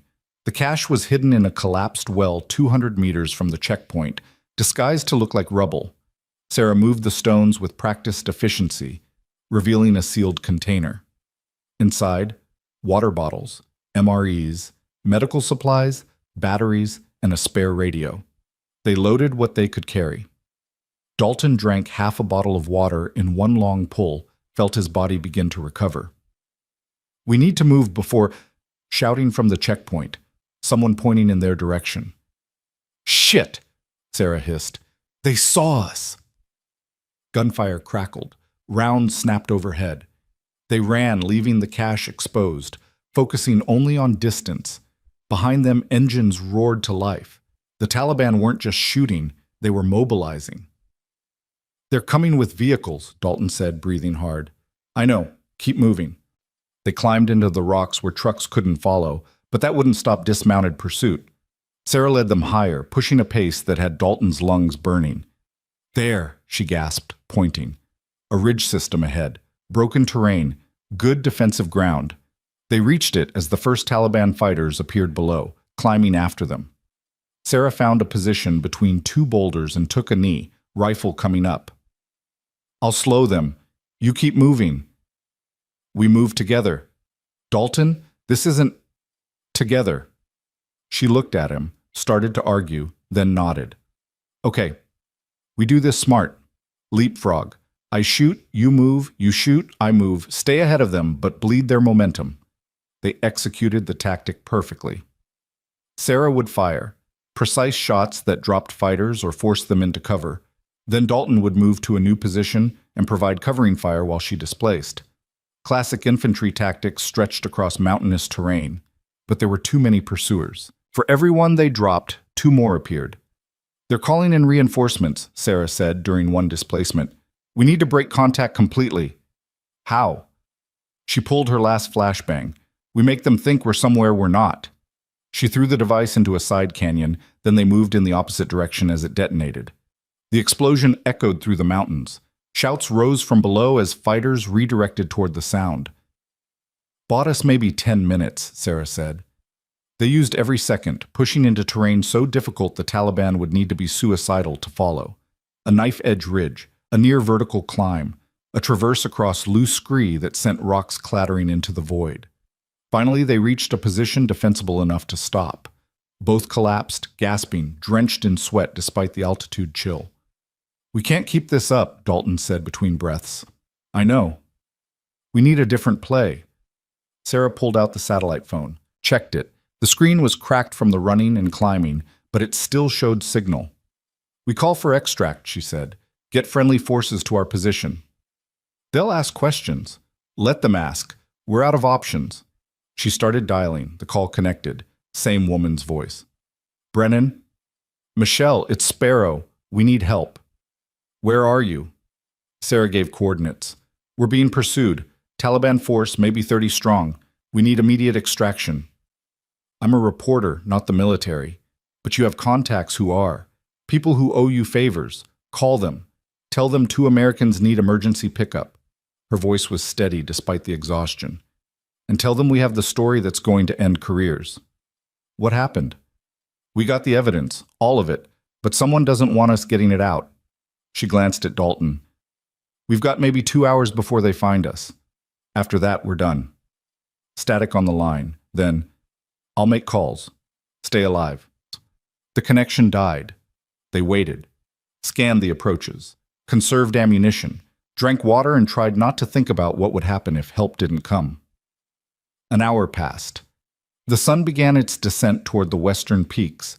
Dalton's radio, the one from Sarah's cache, crackled to life. "Any station this net. Any station this net. This is Eagle 6-1, searching for Reaper 2-6. Over." Dalton grabbed the radio. "Eagle 6-1, this is Reaper 2-6. Go ahead." 2-6, we are inbound to your position for emergency extract. Mark your location with VS-17 panel and prepare for hoist recovery. ETA 12 minutes. "Roger. Eagle 6-1, marking now." He looked at Sarah. "They came." Michelle keeps her promises. They pulled out the orange signal panel, secured it in a visible position, then settled in to wait, weapons covering the approaches. 8 minutes later, they heard it. The deep thump of rotor blades. A Black Hawk crested the ridge, door gunners visible, coming in fast and low.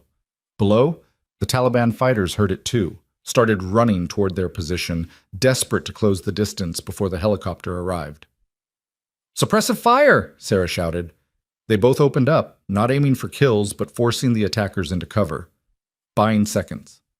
The Black Hawk flared overhead, rotor wash blasting them with wind and debris. A crew chief appeared in the door, lowering a hoist cable. "You first," Sarah said. "Together." "There's only one." Dalton grabbed her arm and the hoist hook simultaneously, clipped them both in with a carabiner. "Together." The crew chief saw what he'd done and gave a thumbs up. The cable retracted.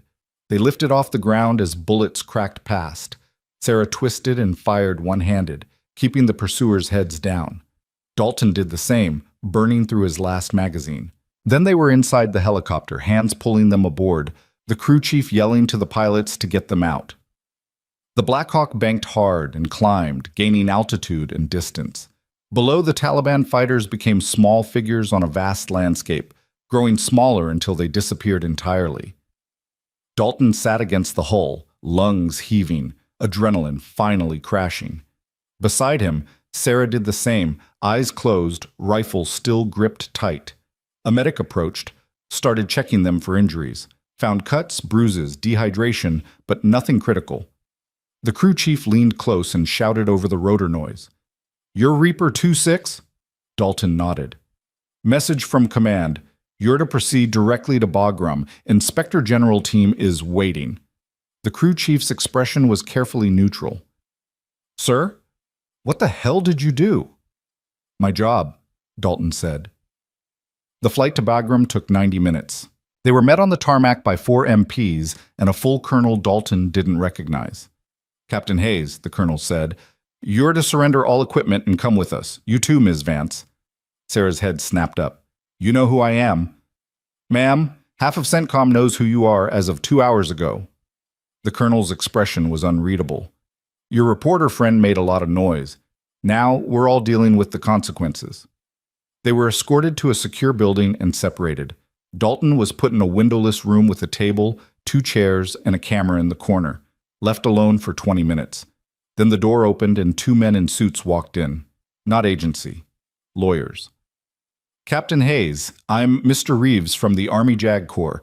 This is Mr. Patterson from the Department of Defense Inspector General's office. Reeves sat down across from him. You're not under arrest, but you are subject to an investigation regarding unauthorized operations, failure to report contact with a fugitive asset, and possession of classified materials. She's not a fugitive. She's a whistleblower. Patterson leaned forward. Miss Vance deserted her post 18 months ago. She's been operating illegally in Afghanistan without authorization. That makes her AWOL at minimum, potentially worse. She's been doing the work nobody else would do, saving lives, documenting enemy patterns, warning command about compromised operations. None of which she was authorized to do. Because the people who should have authorized it were the ones covering their asses. Dalton pulled the waterproof bag from his vest and slapped it on the table. It's all here. Recordings. Documents. Evidence of senior officers falsifying intelligence reports. 6 months of pattern analysis showing systemic failures that got soldiers killed. Reeves and Patterson exchanged glances. We need to examine those materials, Patterson said. You need to act on them, Dalton corrected. Colonel Marcus Ashford. He's on those recordings discussing how to manipulate threat assessments, how to frame operations as successful despite casualties, how to protect his career at the expense of truth.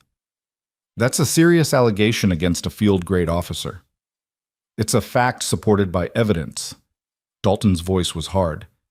And if you try to bury this, I'll make sure every media outlet in Washington knows exactly what's on that drive. Is that a threat, Captain? It's a promise. Patterson picked up the bag, opened it carefully, pulled out the thumb drive. We'll need to verify the chain of custody, confirm the files haven't been tampered with. They're authentic, you'll see. And Ms. Vance? What's her status in all this? She's a source, a witness, and someone who deserves protection, not prosecution. Reeves made notes. You understand this puts you in a difficult position, consorting with an AWOL soldier, taking possession of potentially classified materials without proper authorization, operating outside the chain of command. I understand I did what was right when the system failed to. The system, Patterson said quietly, is designed to handle these situations through proper channels. The proper channels got 18 men killed and let the people responsible walk away with medals. Dalton leaned forward. So forgive me if I don't have a lot of faith in the system right now. The interrogation continued for 3 more hours. They went through everything, the ambush at Kara's Pass, the meeting with Sarah, the intelligence she'd provided, the firefights, the extraction. Dalton answered every question directly, holding nothing back. Finally, they left him alone again. Another hour passed. Then the door opened and a different man walked in. Older, gray hair, stars on his shoulders. Brigadier General. Dalton stood automatically. Sit, Captain. The general took the opposite chair, waited until the lawyers left the room. I'm General Hackett. I run the Inspector General's office for CENTCOM. Sir, I've spent the last 4 hours reviewing the materials you provided, the recordings, the documents, Miss Vance's intelligence compilations. Hackett's expression was grave. If this is authentic, and preliminary analysis suggests it is, we're looking at the worst intelligence scandal since Abu Ghraib. It's authentic. Colonel Ashford and at least 3 other senior officers deliberately manipulated threat assessments to justify operations that served their career interests rather than strategic objectives. In doing so, they created situations that resulted in preventable American casualties. Hackett's jaw tightened. That's not just incompetence. That's criminal negligence. Possibly worse. What happens now? Now, I brief the commanding general. He briefs the Pentagon. They decide how public this gets and how hard we come down. Hackett paused. But I want you to understand something, Captain. The people you're accusing have powerful friends, allies in Congress, media connections. They will fight this, hard. Let them fight. And they'll come after you, your record, your credibility. They'll find every mistake you've ever made and amplify it. Make you the problem instead of the solution. I can handle it. Can Ms. Vance? Dalton met his eyes. She's been handling it alone for 18 months. Now she's got support. Hackett nodded slowly. Okay, here's what's going to happen. You're being placed on administrative leave pending the investigation. You'll remain at Bagram, available for interviews. You don't talk to media. You don't discuss this with anyone outside official channels. Clear? And Sarah? Ms. Vance is being offered a deal. Full cooperation with the investigation in exchange for immunity from AWOL charges. She'll be debriefed, her intelligence will be formally integrated into our systems, and she'll be protected as a whistleblower under federal law. She'll agree to that? She already has. Hackett stood. You did good work, Captain. Risky, possibly career-ending, but good. Now let the system do its job. Will it? That depends on whether the truth matters more than politics. Hackett walked to the door, paused. For what it's worth, I'm going to fight like hell to make sure it does. Dalton was assigned temporary quarters and told to stay available. He slept for 14 hours straight, his body finally demanding payment for the accumulated exhaustion. When he woke, there was a note slipped under his door. Just a grid coordinate and a time. Sarah's handwriting. He went to the location, a quiet corner of the base near the perimeter fence, at the specified time. Found her waiting, looking cleaner than he'd ever seen her, but somehow smaller without the mountains behind her. Hey, she said. Hey. They stood there awkwardly for a moment. Then Sarah pulled out a pack of cigarettes, offered him one. I don't smoke, Dalton said. Neither do I. Picked these up anyway. She lit one, took a drag, coughed. Terrible habit. How'd the debrief go? Long, thorough. They want everything. Every operation I observed, every pattern I documented. They're building a case. She looked at him. It's really happening. They're actually going to do something. You sound surprised. I spent 18 months screaming into the void. Yeah, I'm a little surprised someone finally listened. A transport truck rumbled past, soldiers jogged by in formation, normal base operations, unaware of the storm building. What happens to you? Dalton asked. After this? Don't know. They're talking about reinstatement, back pay, formal apology. She laughed bitterly. Like that fixes anything. It's a start. Is it? My brother's still dead. Those 8 operators are still dead. All the men who died in subsequent operations are still dead. She dropped the cigarette, crushed it under her boot. Ashford getting prosecuted doesn't bring them back. No, but it stops him from killing more. She nodded slowly. Yeah, I guess it does. They watched the base activity in silence. Then Sarah said quietly, Thank you for believing me, for risking everything. You didn't have to. Yeah, I did. Why? Because it was right, and because someone needed to stand with you. He turned to face her fully. You've been alone long enough. Her eyes glistened. She blinked it away. Don't make me cry, Hayes. I've got a reputation to maintain. The ghost who doesn't feel emotions? Something like that. His radio crackled. Captain Hayes, report to Building 7 immediately. Dalton keyed the transmit. On my way. He looked at Sarah. Guess they're not done with me yet. Go. I'll be around. He started walking, then turned back. Sarah? Yeah? When this is over, when the investigation wraps and the trials happen and everything settles, don't disappear again. She smiled, small, sad. We'll see. Building 7 turned out to be a secure conference room filled with people. General Hackett, the IG lawyers, a woman Dalton didn't recognize but who had Defense Department written all over her, and on a video screen, Michelle Brennan, the reporter. Captain Hayes, have a seat, Hackett said. Dalton sat, suddenly aware he was the only person in the room below the rank of colonel. The Defense Department woman spoke first.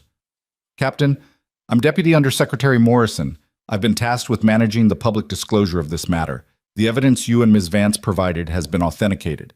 It's damning. We're moving forward with formal charges against Colonel Ashford and 3 other officers. Good.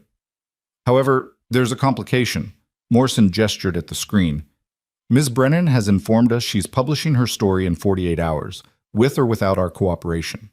Michelle's voice came through the speakers. The public has a right to know that senior military officers falsified intelligence and got soldiers killed. I'm not sitting on this story. We're not asking you to sit on it, Morrison said tightly. We're asking for coordination. Let us make arrests first. Control the narrative. You mean spin it? I mean ensure justice is served without compromising ongoing operations or national security. Hackett leaned forward. Michelle, if you publish before we have Ashford in custody, he'll lawyer up. His allies will start destroying evidence. We'll lose our chance at full accountability.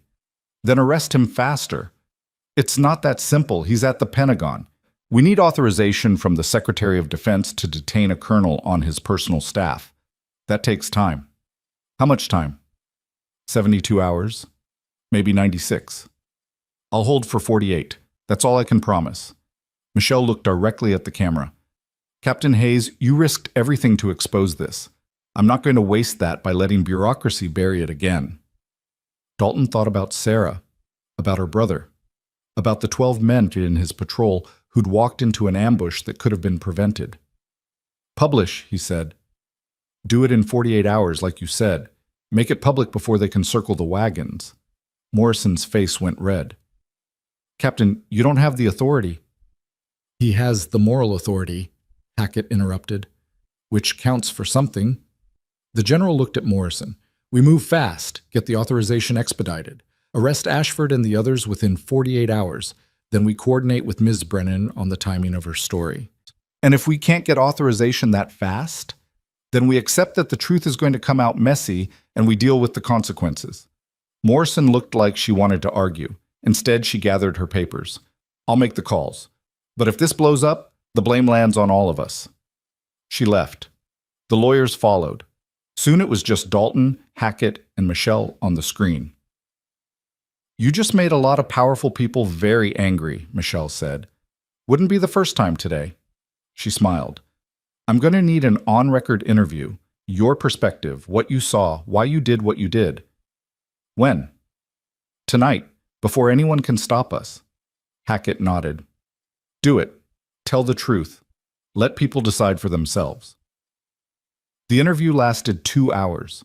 Michelle asked hard questions. Dalton answered honestly. He talked about Carrez Pass, about Sarah's intelligence being ignored, about finding the recordings that proved Ashford had knowingly sent men into compromised operations. When it was over, Michelle said, This is going to change things, Captain, for you, for Ms. Vance, for the military. Good. It won't be comfortable. The right thing usually isn't. The video call ended. Dalton sat alone in the conference room, processing everything that had just happened. Somewhere in Washington, wheels were turning, arrests being planned, lawyers mobilizing, media preparing. The storm was coming, and this time, the people who'd created it couldn't hide. His phone buzzed, a text from an unknown number, roof, now. He found Sarah on the roof of the building, sitting on the edge with her legs dangling into space, watching the sun set over the mountains. That was fast, she said as he approached. What was? Your interview. It's already making rounds. People are talking. How do you know? She held up a tablet showing a defense news site. The headline read, Ranger Captain accuses senior officers of intelligence fraud. Multiple casualties linked to falsified reports. Jesus, Dalton breathed. That was supposed to publish in 48 hours. Michelle couldn't wait. Too many people trying to kill the story. Sarah scrolled through the article. She published everything, the recordings, the documents, your interview. It's all out there now. Dalton's phone started ringing. General Hackett. Sir? Dalton answered. Have you seen the news? Hackett's voice was tight. Just now. Morrison is losing her mind. Says this violated every agreement. Says you sabotaged the investigation. I didn't know Brennan was publishing early. It doesn't matter. The horse is out of the barn. A pause. For what it's worth, she did good work. The article is thorough, damning. Ashford's going to have a hard time spinning this. What happens now? Now we watch the dominoes fall. They fell fast. Within 6 hours, Ashford was placed under arrest at his Pentagon office. The other 3 officers named in the report were detained at their respective posts. Congressional committees announced investigations. The Secretary of Defense gave a press conference promising full accountability. Social media exploded. Veterans groups demanded answers. News networks ran the story on loop. Sarah's face, pulled from old military photos, appeared on every major outlet alongside headlines about the ghost sniper who exposed Pentagon corruption. Through it all, Dalton and Sarah remained at Bagram, watching the fire spread. "They're calling you a hero," Dalton said, showing her his phone. "I'm not a hero. I'm just someone who wouldn't let it go." "Sometimes that's the same thing." She looked at him. "What about you? How are you holding up?" "My command is furious. My career is probably over. Half the officers I know won't return my calls." He set the phone down. "But I can sleep at night, so I'm good." 3 days later, they were summoned to another conference. This time it included a 4-star general, 2 senators via video, and what looked like every lawyer in Afghanistan. General Clark, the CENTCOM commander, spoke first. "Ms. Vance," Captain Hayes, "what you did was reckless, insubordinate, and violated about a dozen regulations." "Here it comes," Dalton thought. "It was also," Clark continued, "exactly what needed to happen. The evidence you provided has exposed systemic failures in our intelligence validation processes, failures that cost lives. We're implementing immediate reforms. Everyone involved in operations planning will undergo retraining. New oversight mechanisms are being established, and the officers responsible for falsifying reports are facing court-martial." One of the senators leaned forward on screen. "Ms. Vance, we owe you an apology. You tried to warn us. We didn't listen. That's on us." Sarah sat perfectly still. "Apologies don't bring back the dead, Senator." "No, they don't, but reform might save the living." The senator looked at papers off screen. "We're proposing legislation, the Vance Accountability Act. It would create independent review boards for military intelligence assessments, require multiple verification sources, protect whistleblowers who report systemic issues." "You're naming it after my brother." "If you'll allow it." Sarah's hands clenched in her lap. Dalton saw her fighting to maintain composure. Finally, she nodded. He'd like that. The meeting continued for another hour. Details, procedures, future testimony requirements. When it ended, Dalton and Sarah walked out into the Afghan sun, feeling lighter than they had in months. "It's really over," Sarah said quietly. "The fight is. The healing takes longer." "Yeah." She looked at the mountains in the distance. "I used to hate those mountains. They took everything from me, but now—" She trailed off. "Now? Now I think they gave me something too. Purpose, clarity, a reason to keep going when it would have been easier to quit." Dalton followed her gaze. "What will you do now?" "Don't know. They're offering reinstatement, full rank, back pay, but I'm not sure I want to go back to how things were." "Then don't. Make it something new." She smiled. "What about you?" "Same boat. My command doesn't know what to do with me. I'm too hot to promote, but too public to punish." "Sounds like a perfect time to do something crazy." "Like what?" She looked at him. "Like starting a consultancy. Teaching units how to actually analyze intelligence, how to spot the warning signs we missed, how to trust the people who see problems before they become catastrophes." "We?" "I need a partner. Someone stubborn enough to fight the system with me. Someone who knows what it costs to do the right thing." She extended her hand. "Interested?" Dalton looked at her hand, at the mountains, at the base where soldiers continued preparing for missions that might be built on intelligence that wasn't quite right. He shook her hand. "Yeah, I'm interested." Somewhere in the Pentagon, lawyers were building cases. Somewhere in Washington, politicians were drafting legislation. Somewhere in Arlington, families were getting closure they'd thought would never come. And somewhere in the Hindu Kush, the mountains held their secrets a little less tightly, because 2 people had refused to stay silent, had refused to accept that this was just how things were, had looked at a broken system and decided to break it better. The fight wasn't over. It never really was. But for the first time in 18 months, Sarah Vance wasn't fighting alone. And that made all the difference. 6 months later, Dalton stood in a hearing room in the Russell Senate office building, watching Colonel Marcus Ashford take the stand. The room was packed. Journalists, veteran advocacy groups, family members of the fallen, congressional staffers taking notes for their bosses. Every seat filled, standing room only, against the back wall. Sarah sat 2 rows behind Dalton, wearing a suit that looked uncomfortable on her but military enough to convey respect. She'd testified yesterday, her voice steady as she walked the committee through every warning she'd given, every piece of intelligence that had been ignored, every pattern that had screamed trap before her brother walked into one. The senators had listened in silence. When she finished, the chairman had thanked her. Then he'd asked the question everyone wanted answered.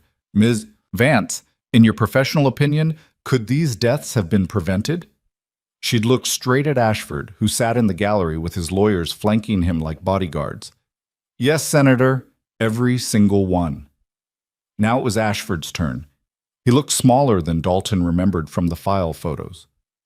Grayer. The stars and medals that had once adorned his uniform were gone, replaced by a civilian suit that hung on him like borrowed clothes. His lawyers had prepped him well, posture erect, expression carefully neutral, voice measured when he spoke.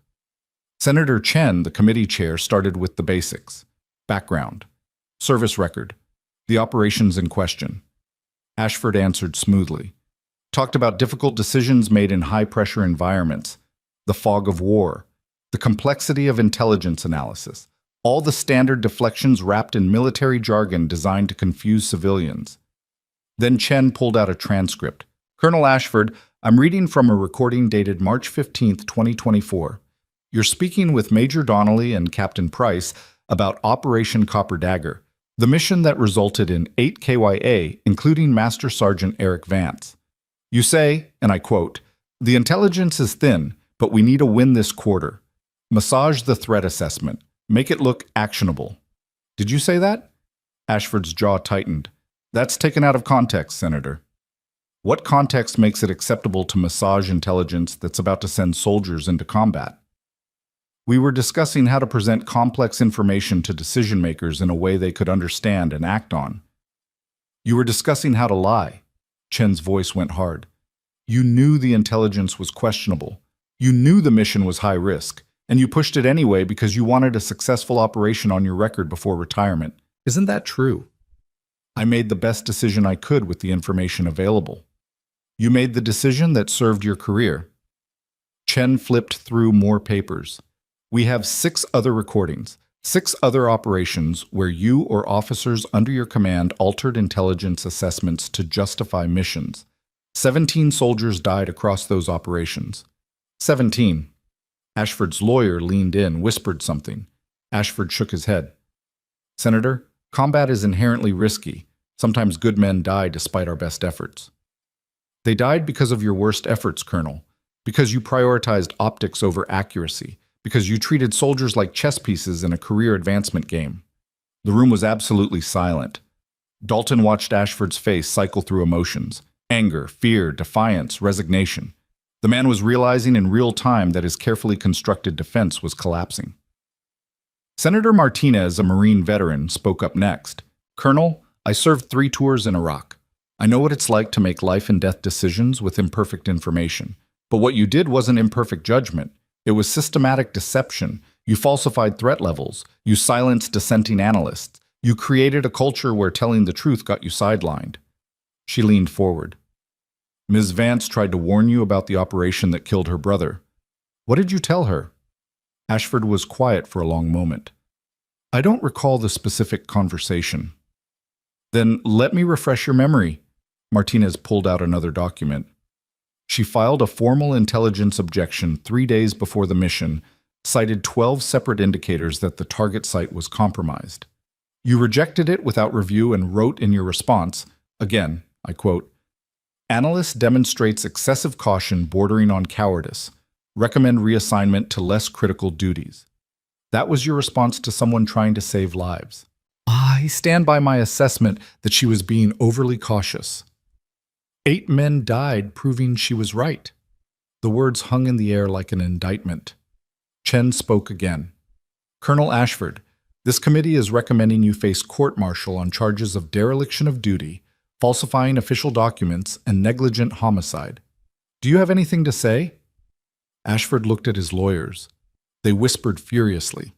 Finally, he turned back to the microphone. I served my country for 32 years. Everything I did was in service of the mission and the safety of American forces.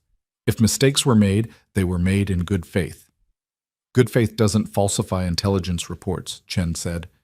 This hearing is adjourned. The gavel came down. Journalists surged toward Ashford, shouting questions. His lawyers formed a protective barrier, rushing him toward the exit. Cameras flashed. Dalton caught a glimpse of his face. No longer the confident colonel from the file photos, but a broken man watching his legacy burn. Sarah appeared at Dalton's shoulder. It's done. Not yet. Court-martial still has to happen. It will. They have too much evidence to back down now. She watched Ashford disappear through the exit. He's going to prison. Good.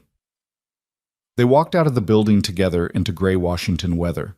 Protesters had gathered on the steps, veterans holding signs demanding accountability, family members of the fallen, active duty soldiers who'd taken leave to be here. One woman approached Sarah, mid-50s, wearing a photo button of a young soldier. Ms. Vance? Sarah stopped. Yes, ma'am. My son was one of the 8, Staff Sergeant James Riley. He served with your brother. The woman's voice cracked. I just wanted to say thank you for not giving up, for making them listen. Sarah's composure fractured slightly. I'm so sorry for your loss. I know, and I'm sorry for yours. The woman took Sarah's hand. But because of what you did, maybe fewer mothers will get that knock on the door. Maybe the next analyst who sees a problem won't be afraid to speak up. Other family members approached. More thanks. More tears. More photos of sons and daughters and husbands and wives who died in operations built on lies. Dalton stepped back, giving Sarah space to grieve with people who understood what she'd lost. He found a quiet corner and pulled out his phone. Messages had been piling up all morning. General Hackett, excellent testimony. You represented yourself and the service well. Michelle Brennan, stories running front page tomorrow. They're calling it the biggest military scandal since My Lai. His former platoon sergeant. Proud of you, sir. You did the hard right over the easy wrong, and won from an unknown number. The Valley remembers, so do we. Rangers at Kara's Pass. He smiled at that last one. The men he'd saved were watching, supporting, remembering. Sarah finished with the families and rejoined him. Her eyes were red but clear. They needed that. I think I did too. How are you holding up? Better than I expected, worse than I hoped. She looked at the protesters still gathering. This is bigger than I thought it would be. Truth usually is. They grabbed coffee at a shop near the Capitol, sitting in a corner booth where they could watch the foot traffic. Tourists, lobbyists, staffers rushing between meetings, the machinery of government grinding forward, indifferent to individual stories. I got a call this morning, Sarah said, wrapping her hands around her cup. From the Army. They want me to come back, train the next generation of intelligence analysts, make sure what happened to me doesn't happen to them. What did you tell them? That I'd think about it. She took a sip. Part of me wants to fix the system from inside, but another part remembers why I left. The bureaucracy, the politics, the way truth gets bent to fit agendas. So, don't go back to the old system. Build a new one. That's what we talked about, the consultancy. Still interested? She looked at him over the rim of her cup. Are you? We'd be fighting uphill battles, challenging established procedures, making powerful people uncomfortable. Sounds perfect. It won't be glamorous or particularly profitable at first. We'd be the people telling commanders what they don't want to hear. Someone needs to. And when they ignore us, we make enough noise that they can't. Dalton leaned forward. Sarah, we just brought down a colonel and exposed systematic corruption at the Pentagon. If we can do that, we can damn sure build something better. She was quiet for a moment. Then she pulled out a notebook, the same kind she'd used in the mountains, weatherproof and practical, open to a blank page. Okay, let's talk specifics. They spent the next 3 hours planning, mission statement, target clients, service offerings, how to structure it so they maintained independence while still being effective. Sarah sketched organizational charts. Dalton worked through pricing models. They argued about priorities, compromised on structure, built something that felt right. By the time they left, they had the skeleton of a company. Vance and Hayes Strategic Intelligence. Tagline, Truth Before Politics. It's going to be hard, Sarah said as they walked back toward their hotel. The best things usually are. People are going to resist, especially when we tell them their plans are wrong. Let them. We'll have the receipts to back it up. She stopped walking, turned to face him. Why are you doing this? Really? You could go back to the Rangers. Command will take you back eventually. You could have a normal career. I don't want normal. I want meaningful. He gestured at the Capitol behind them. What we did in there today? That mattered. Changed things. Saved future lives. I'm not going back to operations where I have to wonder if the intelligence is real or manufactured. So you're doing this for you. I'm doing it because it's right, and because I can't think of anyone I'd rather do it with. Sarah smiled, the real one, not the careful professional mask. You're still the strangest man I've ever met. I'll take that as a compliment. It is. They continued walking. The city bustled around them, thousands of people pursuing their own agendas, building their own futures. Somewhere in this city, Ashford sat in a holding cell awaiting court-martial. Somewhere, his co-conspirators were cutting deals with prosecutors. Somewhere, families of the fallen were beginning to find closure. And somewhere, two people who'd been written off and underestimated were building something new. The court-martial took place 4 months later at Fort Meade. Dalton and Sarah both testified, walking the panel through the evidence methodically. The defense tried to discredit them, questioned Sarah's mental state after her brother's death, implied Dalton was grandstanding for attention. The prosecution brought receipts, played the recordings, showed the falsified reports side by side with the original intelligence, called witnesses who'd been pressured to change assessments. By the third day, the defense had nothing left but character witnesses talking about what a good officer Ashford used to be. The verdict came back unanimous. Guilty on all counts. Sentencing was swift. Dishonorable discharge. Forfeiture of all pay and benefits. 8 years in military prison. When they led him away in handcuffs, Ashford looked directly at Sarah. Not with hatred or anger, but with something that might have been understanding. A recognition that he'd been caught doing what dozens of other officers probably still did. That he was the cautionary tale, not the exception. Sarah held his gaze until he disappeared from view. Outside the courthouse, reporters swarmed. Dalton gave a brief statement thanking the prosecution team and the military justice system for taking this seriously. Sarah said nothing, just stood beside him with her head high. Later, in a quiet restaurant away from the media circus, they raised glasses of whiskey. To your brother, Dalton said. To all of them, Sarah corrected. Every soldier who died because someone cared more about their career than the truth. They drank. What now? Dalton asked. Now we get to work. Sarah pulled out her laptop, opened a file. I've been mapping patterns across CENTCOM operations for the last 6 months. There are indicators. Small things. Missions that look good on paper but feel wrong tactically. I think there are more Ashfords out there, more operations built on questionable intelligence. You want to find them. I want to stop them before they get soldiers killed. She turned the laptop so he could see. Charts, graphs, pattern analysis. This is what we do, not after the fact. Before. We identify the warning signs. We consult with commands planning operations. We be the voice that says, wait, this doesn't add up. Dalton studied the data, saw what she was seeing, the subtle indicators that something was wrong. The same patterns that had preceded Kara's pass and a dozen other near disasters. When do we start? Already have. Got our first client last week. Brigade commander at Fort Campbell. They're planning an operation in Syria. He read about us in the Army Times. Wants a second opinion on the intelligence package. And I need my partner to help me analyze it. She closed the laptop. So what do you say? Ready to tell a brigade commander his intel is garbage? Only if it is. Oh, it is. Signals intelligence from a source that doesn't exist and imagery that's 3 months old. Classic red flags. Dalton grinned. Then yeah, let's ruin his day. Over the next year, they built their reputation one difficult conversation at a time. Commands that were willing to hear hard truths sought them out. Those that weren't learned the hard way when operations went sideways, exactly how Sarah had predicted. Word spread. The team that had exposed Ashford was now available for consultation. Expensive, uncomfortable, but worth it if you actually cared about bringing your soldiers home. They hired their first employee, a former Marine intelligence analyst who'd been pushed out for questioning bad data. Then a second. Then a third. The company grew from 2 people in a shared office to a team of 12 operating out of a renovated warehouse in Alexandria.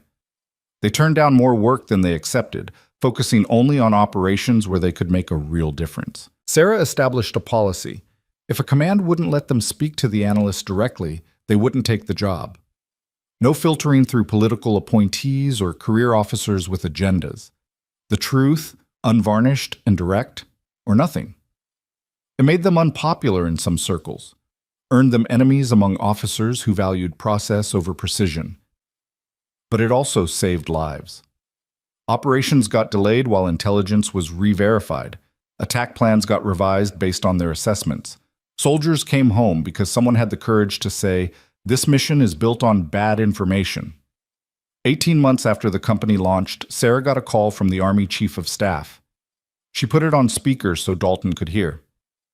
"Ms. Vance, this is General Morrison. I'm calling to formally request your assistance with a matter of strategic importance." "I'm listening, General."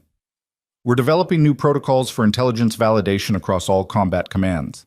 Given your experience and your company's track record, we'd like you to lead the development team." Sarah glanced at Dalton. He nodded. "What's the timeline?" she asked. 6 months for initial framework, full implementation within a year. "And we have full authority? No political interference? No watering down the requirements to make people comfortable?" A pause. "You'll report directly to me. If someone tries to bury your recommendations, I want to know about it immediately." "Then yes, General, we'll do it." They spent the next 6 months building what became known as the Vance Protocols, a comprehensive system for validating intelligence before it got soldiers committed to operations. Multiple source verification. Analyst protection for dissenting opinions. Mandatory review periods for time-sensitive targets. Cultural and historical context requirements. The protocols were strict, demanding, designed to slow down the rush to action that had gotten so many soldiers killed. Military commanders hated them. Soldiers loved them. The protocols went into effect across all combat commands simultaneously. Backlash was immediate and fierce. Officers complained about bureaucratic overreach, about missions being delayed, about opportunities lost. Then the data started coming in. Operations that would have proceeded under old protocols were delayed for additional verification. 80% of those delayed operations were subsequently canceled when the intelligence proved unreliable. The 20% that proceeded after validation had a 93% success rate with minimal casualties. The numbers didn't lie. Within a year, combat deaths from compromised intelligence dropped 47%. Wounded in action from the same cause dropped 61%. The complaints got quieter. On the second anniversary of exposing Ashford, Sarah and Dalton stood in Arlington National Cemetery at Master Sergeant Eric Vance's grave. Sarah placed flowers, the same wildflowers that grew in the Hindu Kush. "We did it," she said quietly. "The protocols are working. Analysts are speaking up. Commands are listening. He'd be proud of you.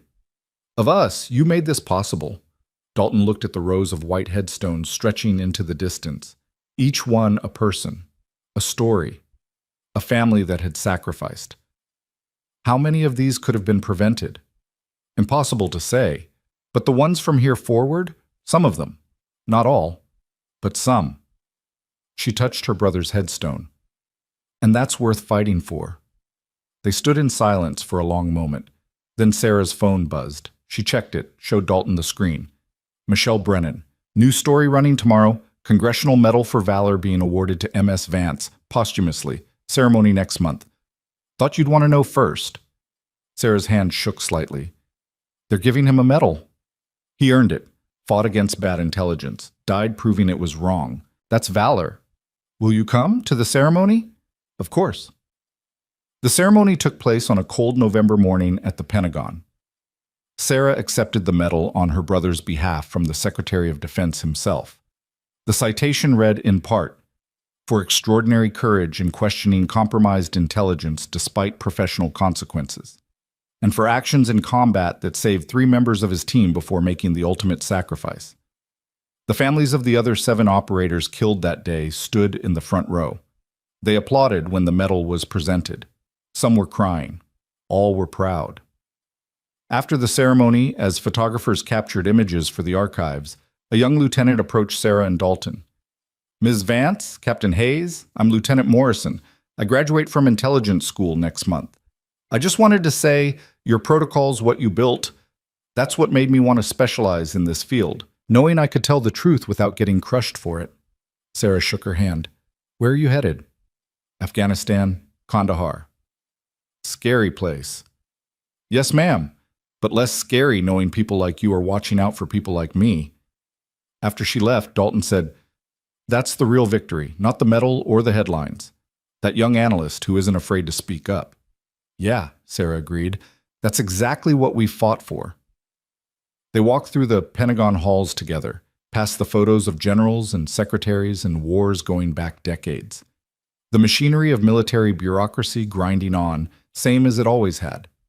But different now. Changed. By two people who'd refused to accept that broken was just how things were. 5 years after Kara's pass, Dalton received an invitation to speak at Ranger School graduation.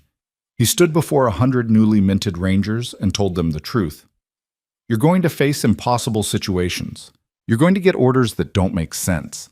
You're going to see intelligence that feels wrong. And you're going to have a choice.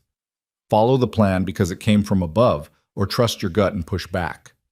He paused, looking at their young faces. "Some of you will follow the plan. You'll do what you're told. You'll be good soldiers, and most of the time that'll work out fine.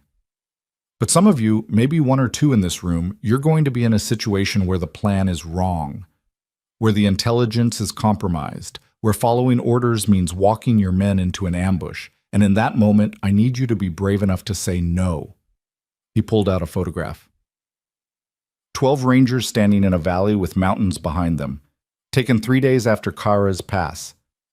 These men are alive because one person was brave enough to operate outside the system when the system failed, because someone saw the truth and refused to pretend otherwise, even when it cost her everything. Don't wait for permission to do the right thing. Don't wait for the system to fix itself.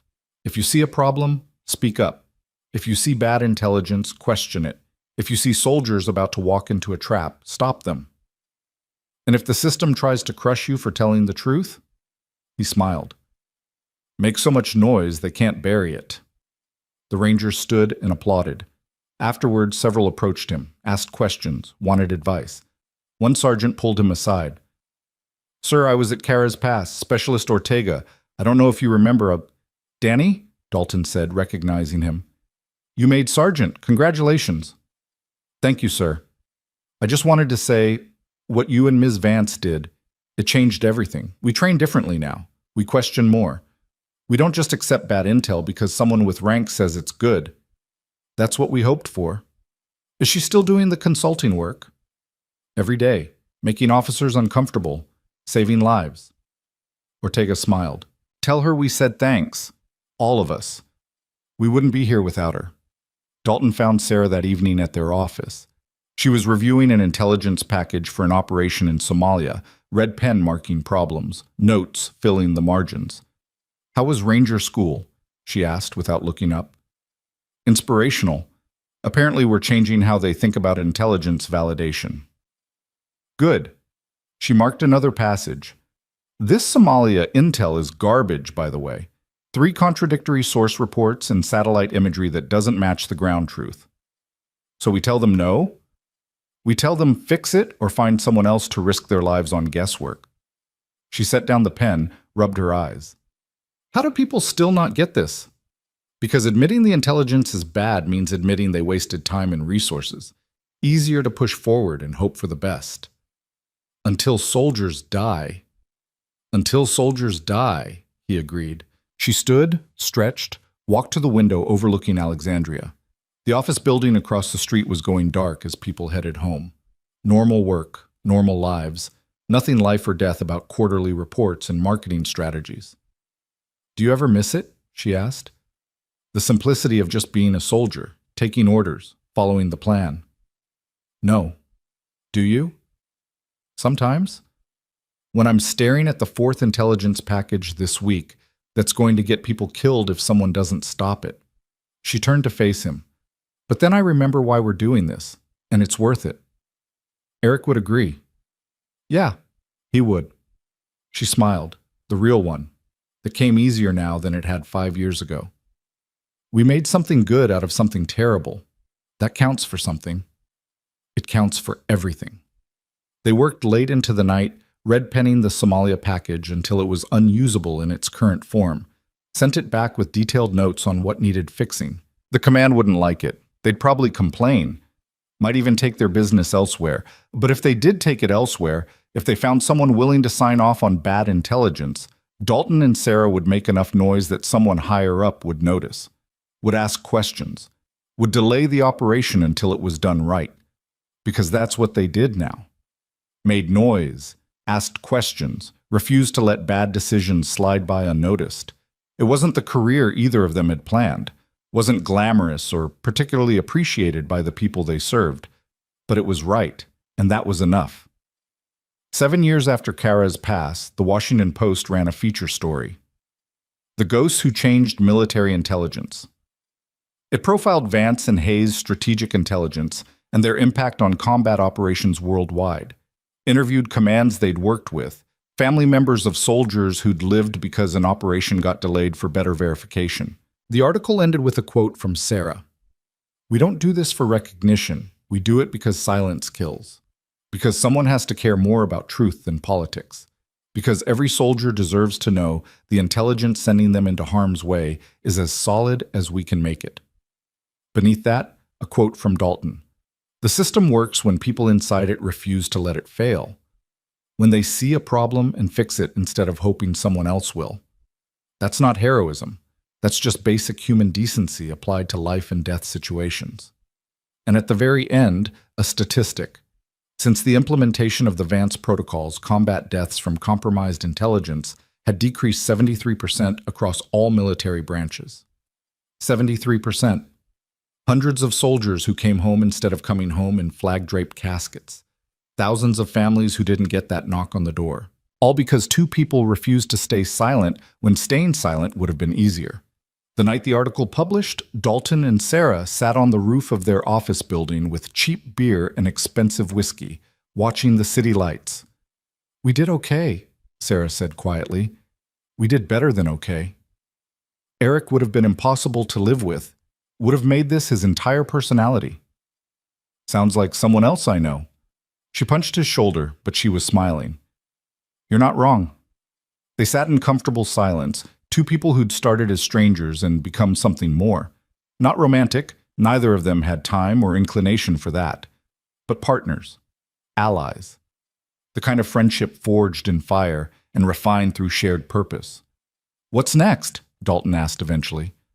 "More of the same. More intelligence packages. More uncomfortable conversations. More soldiers saved." She took a drink. "Until we're too old to fight, or they finally listen enough that we're not needed. We'll never not be needed. Probably not. But maybe we train enough people that they can carry it forward, build enough institutional knowledge that this becomes standard instead of exceptional. Lieutenant Morrison is a start, and the others like her." "Yeah." Sarah looked at the stars barely visible through the light pollution. "We plant seeds. We won't see the full forest, but someone will." They stayed on that roof until the city quieted and the night grew cold. 2 former soldiers who'd become something harder to define. Watchdogs, truth-tellers. The people who asked the questions nobody wanted to answer. Eventually they climbed down, locked up the office, headed to their separate apartments in the same building. Tomorrow, they'd be back at it. Reviewing intelligence, questioning assessments, making officers uncomfortable. But tonight, they'd earned rest. They'd changed the system. Not completely, not perfectly, but enough. And somewhere in those mountains they'd both left behind, the wind still moved through the rocks. The valleys still waited. The silence still held its secrets, but fewer soldiers died learning them. Because 2 people had refused to let silence be the final word, had refused to accept that this was just how things were, had looked at broken and built something better. The message wasn't complicated. Never mistake silence for weakness. Never confuse compliance with loyalty. Never let fear of consequence stop you from doing what's right. Because sometimes the ghost in the mountains isn't a monster. Sometimes it's the thing that saves you. Sometimes it's the truth you didn't want to hear but desperately needed to. And sometimes, if you're very lucky, it's a person who cares enough to keep fighting long after everyone else gave up. The valley remembers. The mountains remember. And because of two people who refused to forget, the system finally learned to listen. That was the real victory. Not medals or headlines or recognition, but the quiet knowledge that somewhere tonight, a soldier was walking into a safer situation because someone had asked the hard questions, because someone had cared more about truth than comfort, because someone had refused to stay silent. And that was worth everything they'd sacrificed, everything they'd lost, everything they'd fought for. The ghost had spoken, and finally, the world was listening.